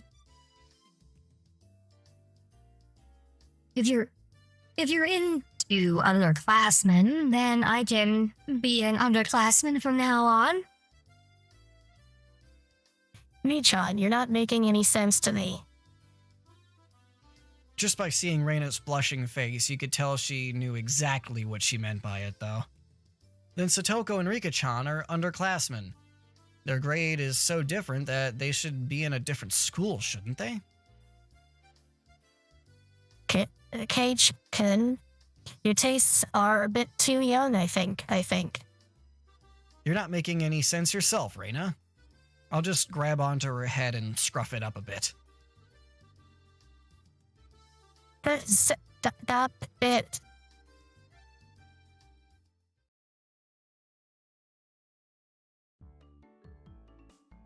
I wondered about it before, yeah? I was wondering why this school has different school years all mixed up. There aren't enough classrooms. Can't help it. This building is being rented from the forestry services after all. When she says it's like that, it makes sense. I've thought our school was strange for a while now. The schoolyard is gravel. There are rooms that aren't for classes, and there's some strange sort of construction machinery parked there. Why is it being borrowed? What happened to the real school? There was one here forever from before the war. It got dilapidated. They closed it down. It probably was a grand old schoolhouse. Well, because of that, the students would have to attend the school in a city. That's pretty far though, you know? Which school would that be? Did you know there's a school if you pass by the Okinomiya train station? Turn at the hospital and head towards the pediatrics department. What? So far. I couldn't tell where that was by the location, but I understood it was pretty far from Reina's reaction. Well, that's why. The guys that didn't want to commute to Okinomiya rented out the building from the forestry services and are attending this pseudo-schoolhouse here. About half the children in Hinamizawa go here. There are quite a lot of kids that come here on a bike. Well, since they're attending this really messed up school, it might be pretty hard for them to get into higher education. That's not true, Michan. If you study properly, you can go anywhere you want. Yeah, that's right. That's right. I totally agree with Reina on this one. Yeah, that's right, that's right. Let's try our best. All of you try your best. This old man will be rooting for you. Not just us, you too. You should be preparing for exams, shouldn't you? Your future is bleak with grades like this. Fine, just fine. If I get stuck, then I'll just mooch off Kei-chan as he works forever. What do you mean by mooch off Kei-chan? What do you mean? Oh, our first random voice. I don't know who this is. Okay. I'm gonna assume boy. I don't know what Chi. I don't know Japanese names. I'm gonna assume boy.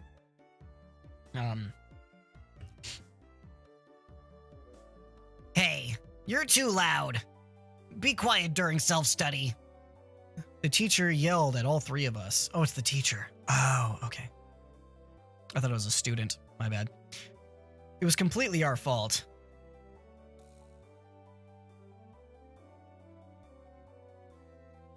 Satoko saw it and chortled haughtily. I stuck out my tongue at her in response. It is just as Mion says, this school has nothing to do with higher education, but it makes up for that by having lots of valuable things other schools don't.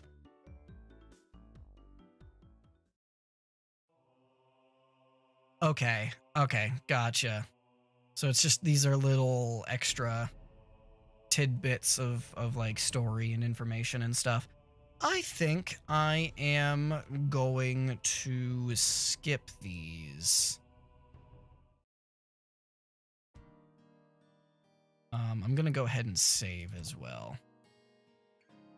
That was end of chapter 1. Is in like chapter 1. It's supposed to be like a 10-hour game. I want to keep going. I'm not really... Man. I think I'm gonna keep going. But even though this would be a perfect save spot. Shoot. I didn't account for this. But the appropriate save spots might be in spots where I don't want to stop yet. I'm gonna keep going. Continue.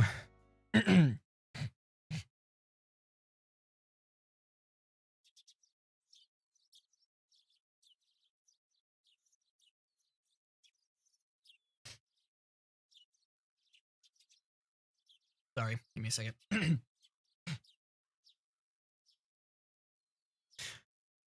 I took it a little too easy on the morning of my day off. I was totally late. And to top it off, that pesky mom of mine pushing a return journey errand on me just as I'm trying to leave the house. Today was the day Reina and Mion were going to show me around Hinamizawa. I'll get it eventually, I swear. They changed clothes! I'm sorry. Reina and Mion were already waiting at the meeting place. Sean, you're late.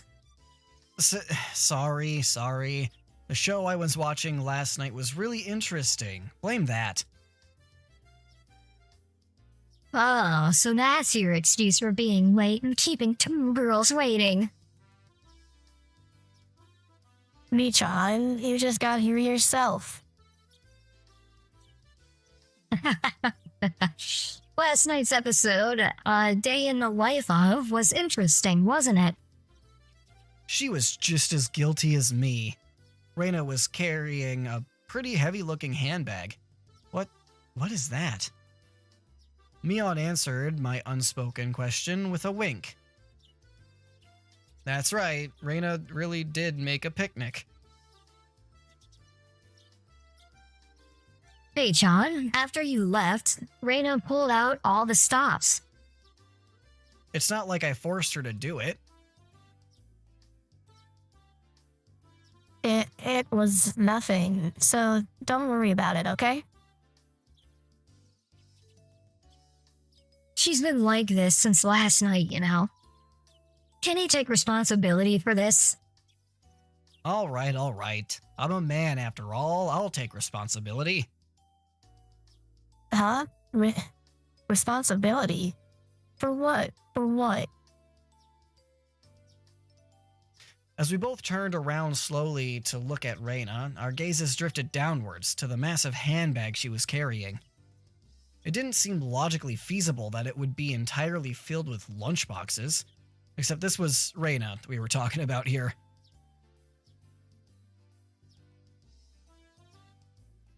About 2 kilos, I guess? When Reina was picking it up, I could see she was struggling a bit. I say 5. You're exaggerating. Keiichi-kun is a boy, after all. I thought he could probably eat a lot, so I need a lot, okay? Let's get it going. Hino! Just from the way she was lifting it up, I couldn't believe the only things in there were lunchboxes. Correction. I'd say 5 kilos too. I'll help out, but all of it needs to be eaten. I won't forgive you if you make Reina sad, got it? The only thing I could do at that moment was exercise a bit. The only thing I could do at that moment was exercise a bit to make myself hungrier.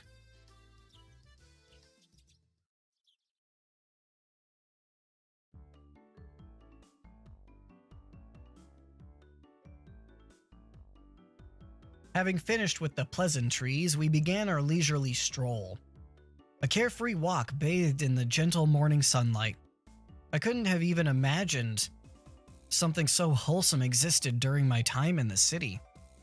These were the boonies, after all. No slovenly desk jockeys trudging to work on their on the weekends out here. It really was a nice place, peaceful and quiet. As sparsely populated as the village was, you could still run into people just by walking around. Good day. Good day. Oh, you would be Maebare-kun, I believe. My 2 companions exchanged greetings with everybody we ran across. All of these passerby even knew my name. When did I become this famous? We passed 3 people, and when all 3 of them knew me, I started to feel a bit paranoid. It's a bit sad to say. Everyone knows everyone since there are so few people here in Inamizawa.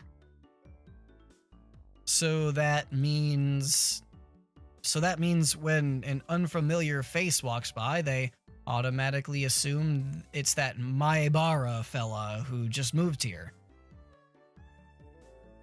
Yeah, that's how it works out. It was a process of elimination you could only pull off in a place like this, but it was effective. From now on, I'd better make sure to maintain a good reputation. The day I'm discovered accidentally gawking at a dirty magazine in the bookstore, I can expect all the villagers labeling me as a lech by the next day. Hinamizawa is not to be trifled with. That's not the end of this nightmare. Of course I know them. The first person we met was old man Takezo from the Makino bike shop. His hobbies are bonsai and playing the flute. Next, we met the grocer's second son, Daisuke-kun. His hobby is sharpshooting, and he hopes to be an ace sniper in the future. And the person we just met was Mio-san, the nurse from the clinic. Her hobbies are birdwatching and photography. You know the names of everyone we passed by, and even their profiles? Seeing my surprise, Mion and Reina exchanged looks and burst into laughter. Well, yeah. We're not like the city, where people hardly know their neighbors. Then let's try it out. You there, who am I?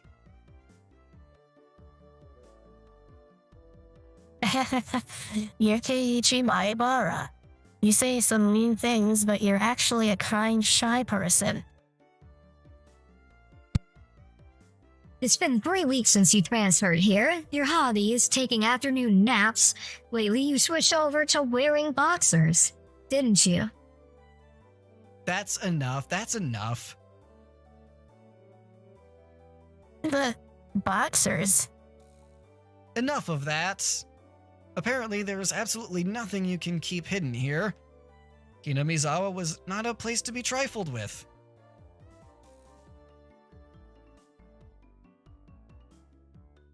This feels more like you guys are showing me off rather than showing me around. That's right.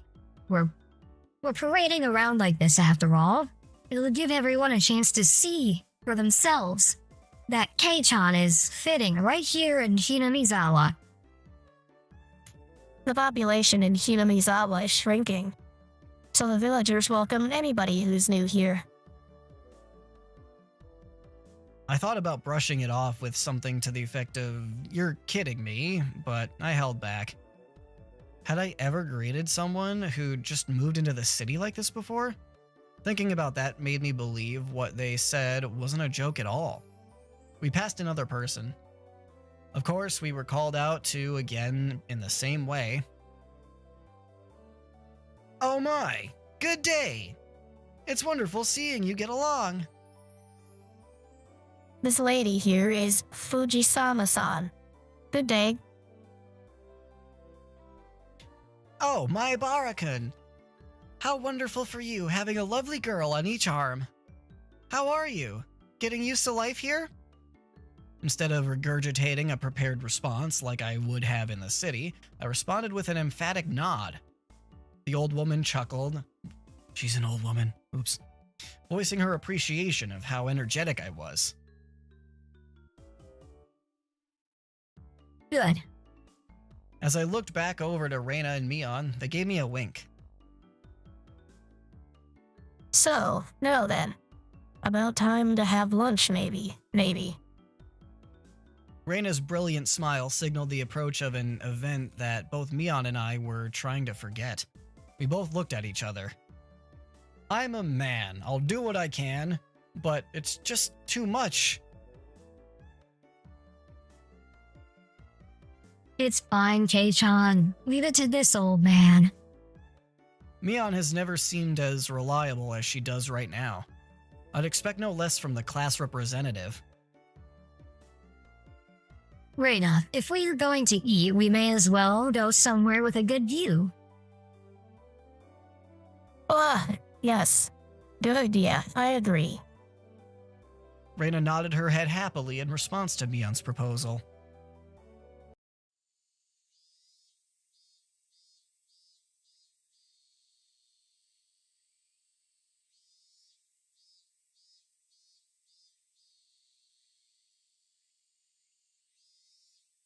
Cresting the top of a stone stairway, a shrine drawn straight out of my imagination appeared before us. It had worn down a bit throughout the years, but the fallen leaves had been swept up, giving it a tidy feeling.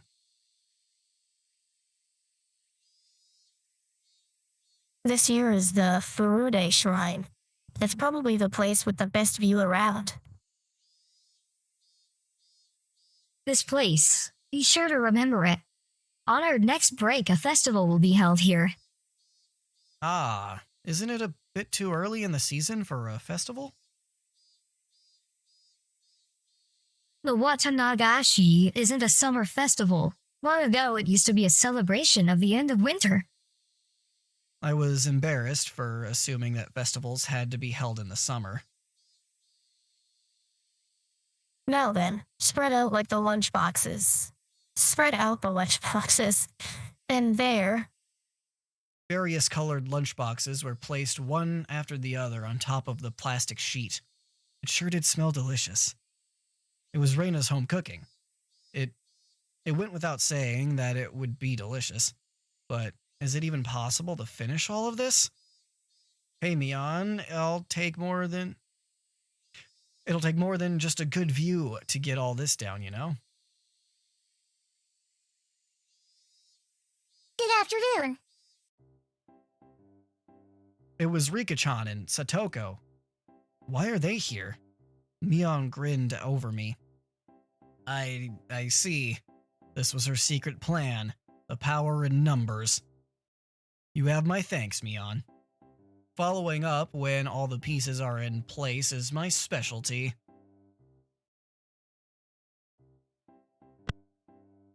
We just had to come since there was such a commotion. What is the meaning of this? Take a look. It's time for lunch. Buffet style. A handmade gourmet meal by Reina. I can't eat that much. Why have you laid out a tarp on our property? The temple is public grounds. It's not yours. Keiichi is right. This is everyone's property. Wow, Rika-chan is such a good girl. Have a seat. Eat with us. After opening a spot for Rika-chan, I promptly turned my back on Satoko. Hold on 1 second. Where's my spot? No spot for you and nothing for you to eat. don't worry. There's some for you too. None. I'll eat all of hers. I will not allow that. Rika! Here, chopsticks. Both Satoko and I leapt at the boxes, having it out with each other.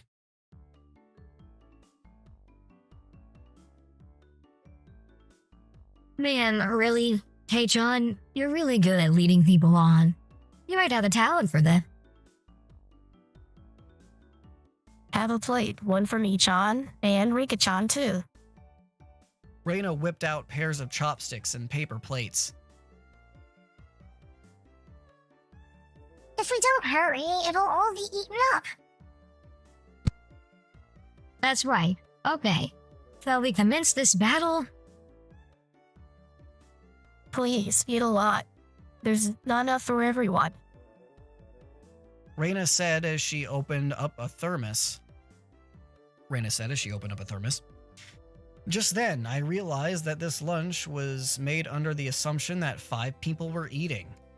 It didn't change how much there was, but the implication behind it was different. I will not allow you to have this hamburger. Using your elbow is against the rules, Satoko.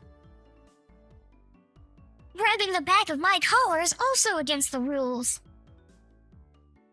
It was a tough battle, blocking with her full momentum and an elbow in the opening moves. Satoko appeared to have the upper hand, but the difference in our proficiency with chopsticks proved to be fatal and gave me the upper hand.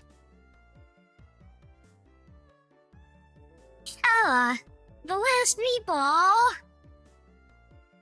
Satoko Hoju has been bested. Satoko and I amiably began choking at the same time, falling backwards and spasming. Rika-chan patted me on the head to clear it, even though it was actually stuck in my throat. Seeing that made Reina blush and breathe heavily in excitement. It was almost like flowers were floating all around her. Mion advised Reina to refrain from saying anything that could get her locked up. This is how our meals usually go. I'd do anything in my power just so things could stay like this. The intense battle calmed, and finally everyone reached a point where they could begin talking. Receiving tea from the thermos, I let out a small sigh. I do wonder why there are so few words in Japanese to praise how something tastes. Isn't it because the idea of togetherness during a meal couldn't begin until the modern era? It seems that long ago people ate in silence. It must have made the people preparing the food a bit sad, don't you think? It's probably because the people back then were so busy eating that they didn't have time to compliment the flavor. That's just you. But just hearing that it's good makes me just hearing that it's good makes me happy. That my effort was worth it, I mean. She blushed a little as she said that. It was delicious. With absolutely perfect timing, Rika-chan struck Reina directly with praise. She looked straight at her with an expression of bewitching innocence. After Reina uttered an unintelligible noise, a ring of smoke rose from her head with an audible poof.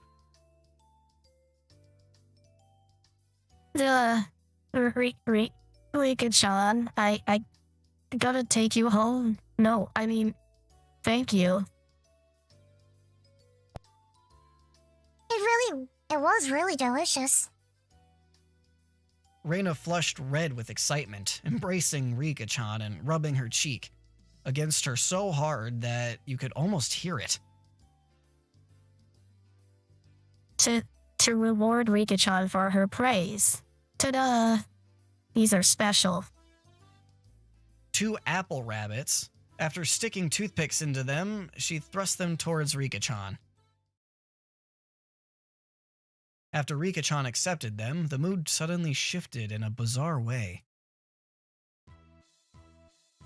What is it, Satoko? What's with that defiant look? Has everyone prepared proper praise to receive apples from Reina-chan? Don't push yourself. What kind of praise can you think up with your weak vocab? Oh, well then. Allow me to show you. After Satoko flashed Mion and me a defiant look, she changed the tone of her voice suddenly.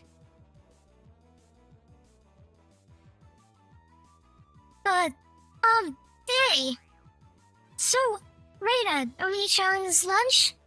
Satoko thought it was yummy too. Satoko looked up at her poutily while talking cutesy.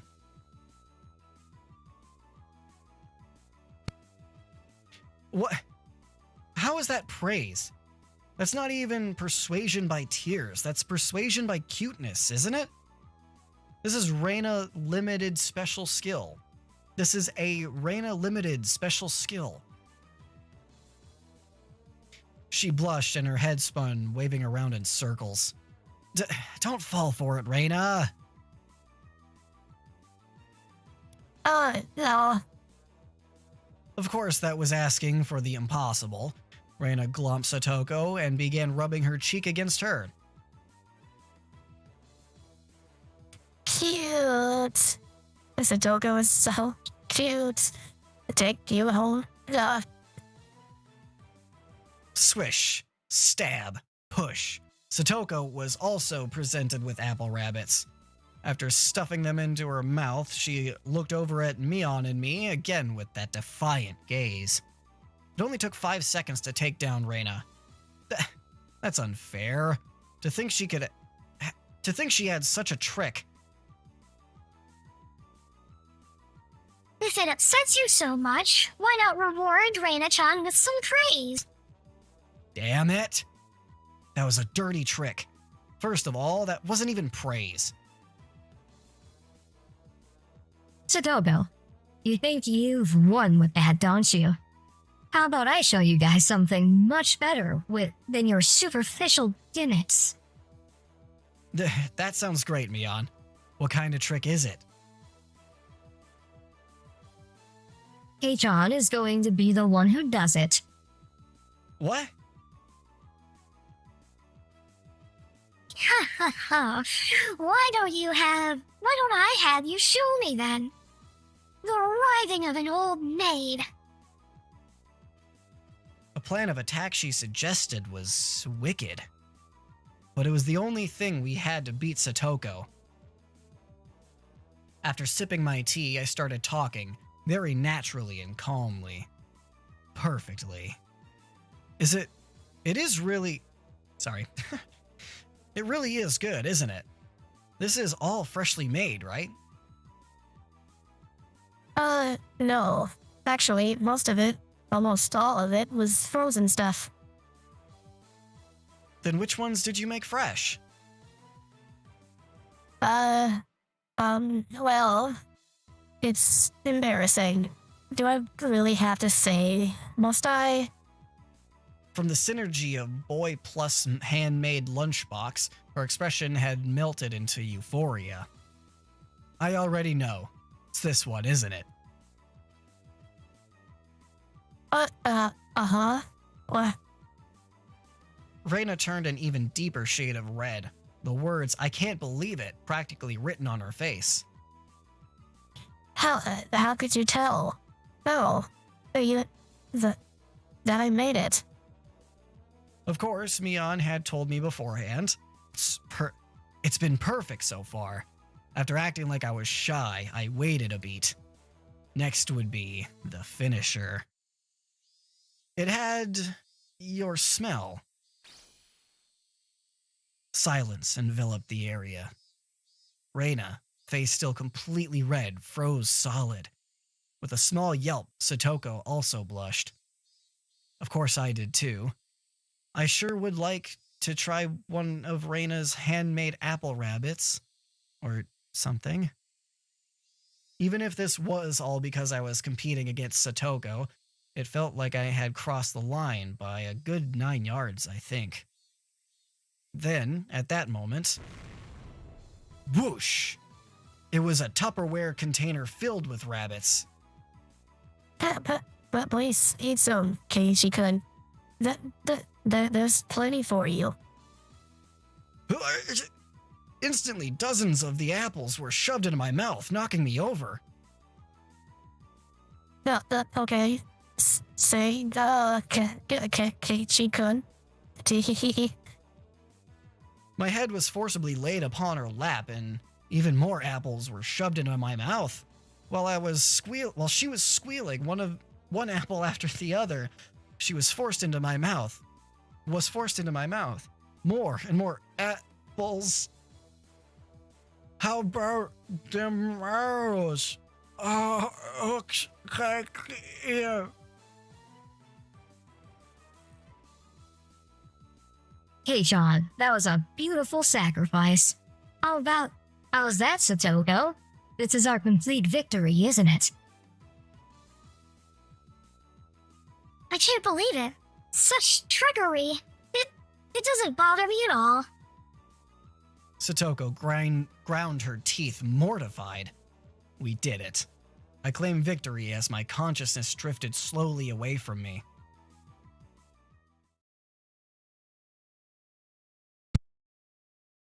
At that time, Reina stopped her squealing as she suddenly realized something.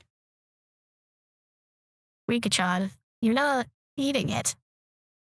Did the salt water make it too strong, maybe? Looking over, Rika-chan had pulled the toothpick out of the apple rabbit, placed it into her cupped hands, and seemed to be at a loss for what to do. Poor Mr. Rabbit. I feel sorry for him. I want to save him. Pui! That was the sound of blood spurting from Reina's nose.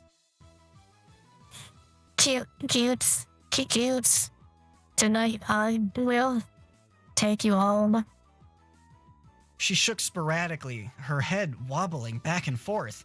Then coming back to her senses, she took all of the apples around me, gathered them up with a foot, and fixed them back on a plate. No, they're all just fine, okay? Here, I'll give them to you, Rika-chan, okay? Rika-chan raised up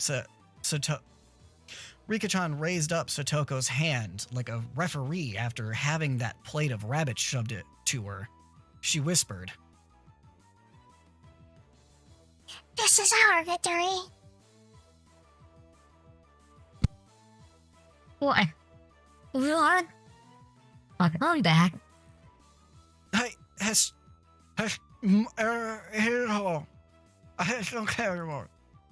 Thus, my sacrifice ended up being in vain.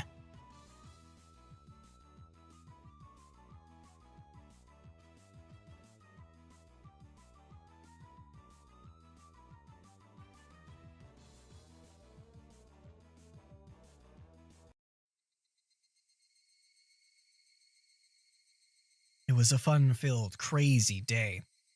But as soon as the sun began to set, the end of the day really did come quickly.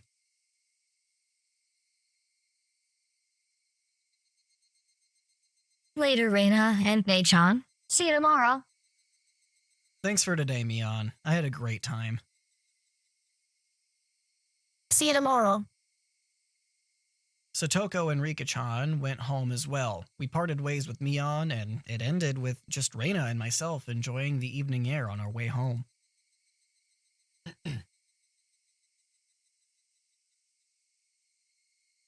Thanks for coming today, Keiichi-kun. Was it fun? Yeah, lots of fun.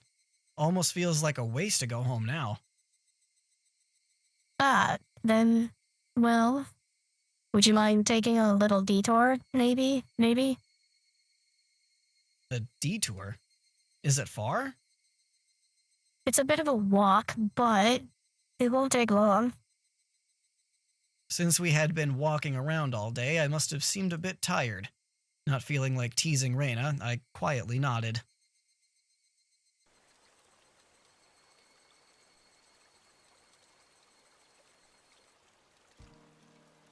Traversing a small path and up a small hill, the land suddenly stretched out before us.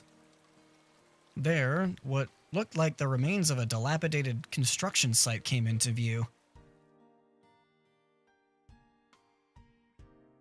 A large heap of garbage spread out off towards the swamp. Probably illegal dumping.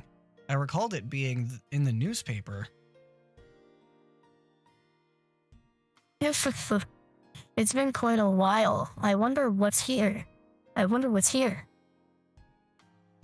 you say it's been a while, you mean the business you had here was with this garbage pile?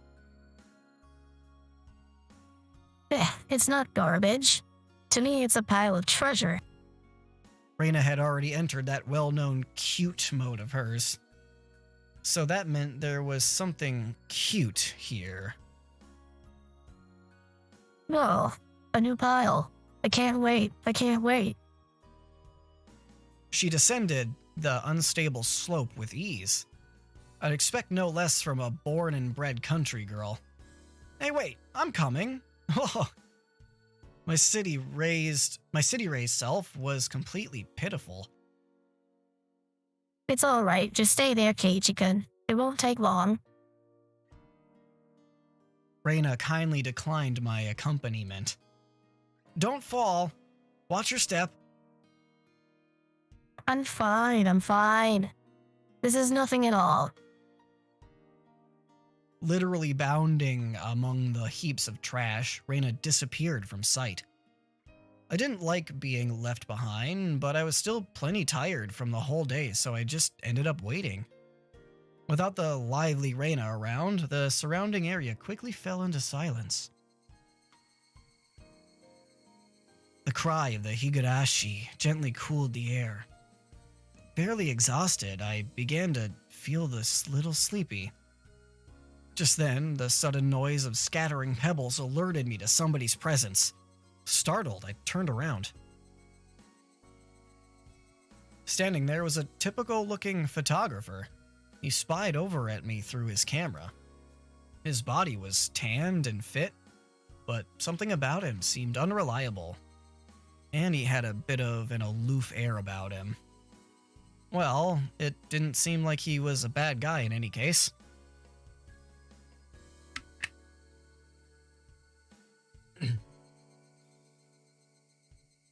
Whoa! You surprised me! That's a terrible voice, I'm sorry. I'll think of something better at another point.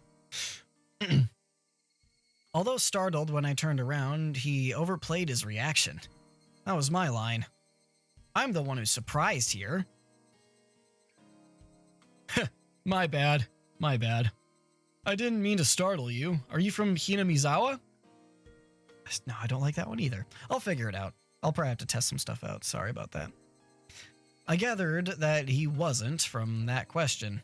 Unfazed by my suspicious gaze, he introduced himself without my prompting. I'm Tomitake, freelance photographer. I come to Hinamizawa from time to time. I didn't ask who you were. Quite rude to photograph someone without consent, one would think. My bad.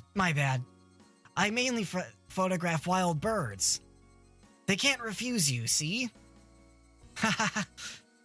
So, what, you're saying I'm the same as the birds? No, well, you see, that image of a young man in the twilight was just picturesque. I apologize for trying to take your picture without asking. Adults are pretty slick. All that annoyance I felt for being startled just flew away as he buttered me up. I had no intention of hanging around with this guy trying to get cozy with me, except it didn't seem like Reina would be back soon.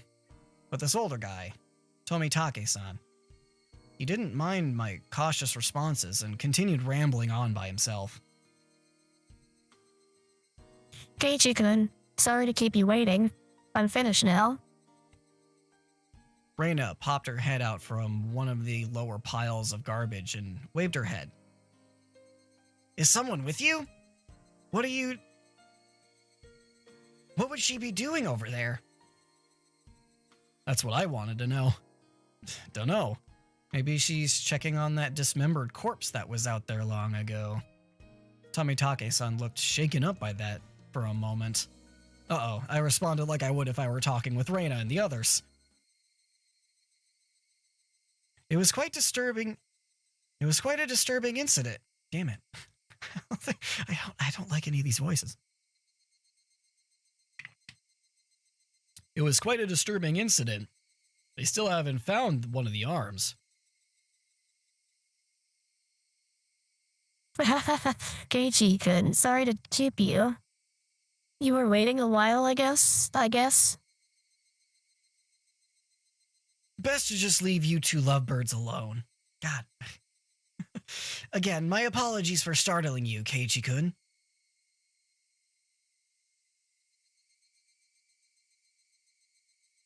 Tomitake-san chortled suggestively, then disappeared into the twilight. Missing my chance to retort put me off a bit. Keiichi-kun, are you angry? Why? I wonder. It wasn't Reina's fault, so I decided to just brush it off for now. How was it? Find a treasure trove? Oh, yes, so, listen. You see, there was a Colonel Sanders doll. A Colonel Sanders doll. A Colonel Sanders doll?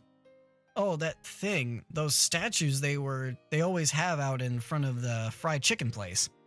That life-size dummy? Yes, Colonel Sanders.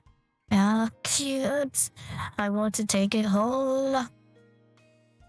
I couldn't tell how she decides what's cute or not. But, well, she seems to want it. It's garbage, right? No one would care if you just take it home, right? It's become the base of another pile. I can't dig it out easily. There's no lampposts over there, so it'll get dark pretty soon. Rena seemed quite down about finding a treasure and not being able to bring it back. Oops. My bad. I'll help you out to repay you for that delicious picnic you prepared today.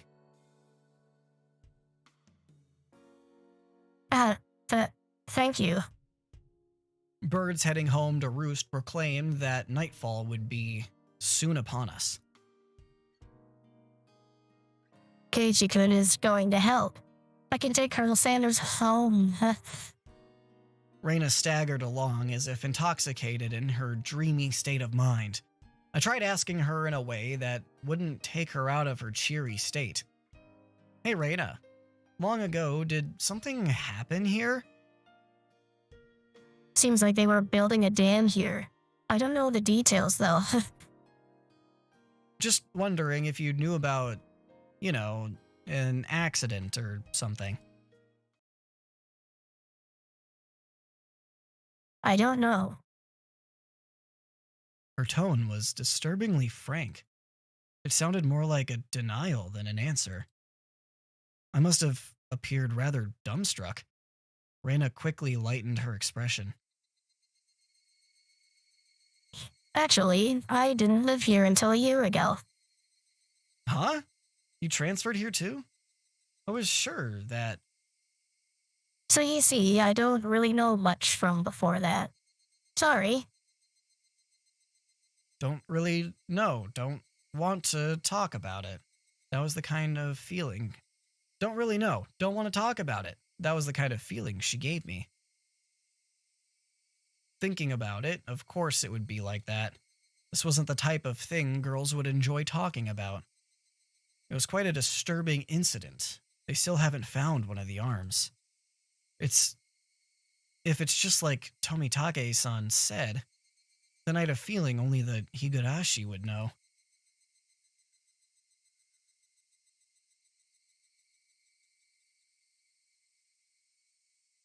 And I think that is a good place to stop. All right, I'm going to get to a save spot. I'm going to put me back up. Oh, this is. Wow. Okay. I wasn't actually expecting that. Hello. It's me again. Save. We're going to save. End of chapter 2. Sick. All right. Well, that's cool. Interesting. Again, I've seen the anime, so I kind of know where this whole plot thread is going.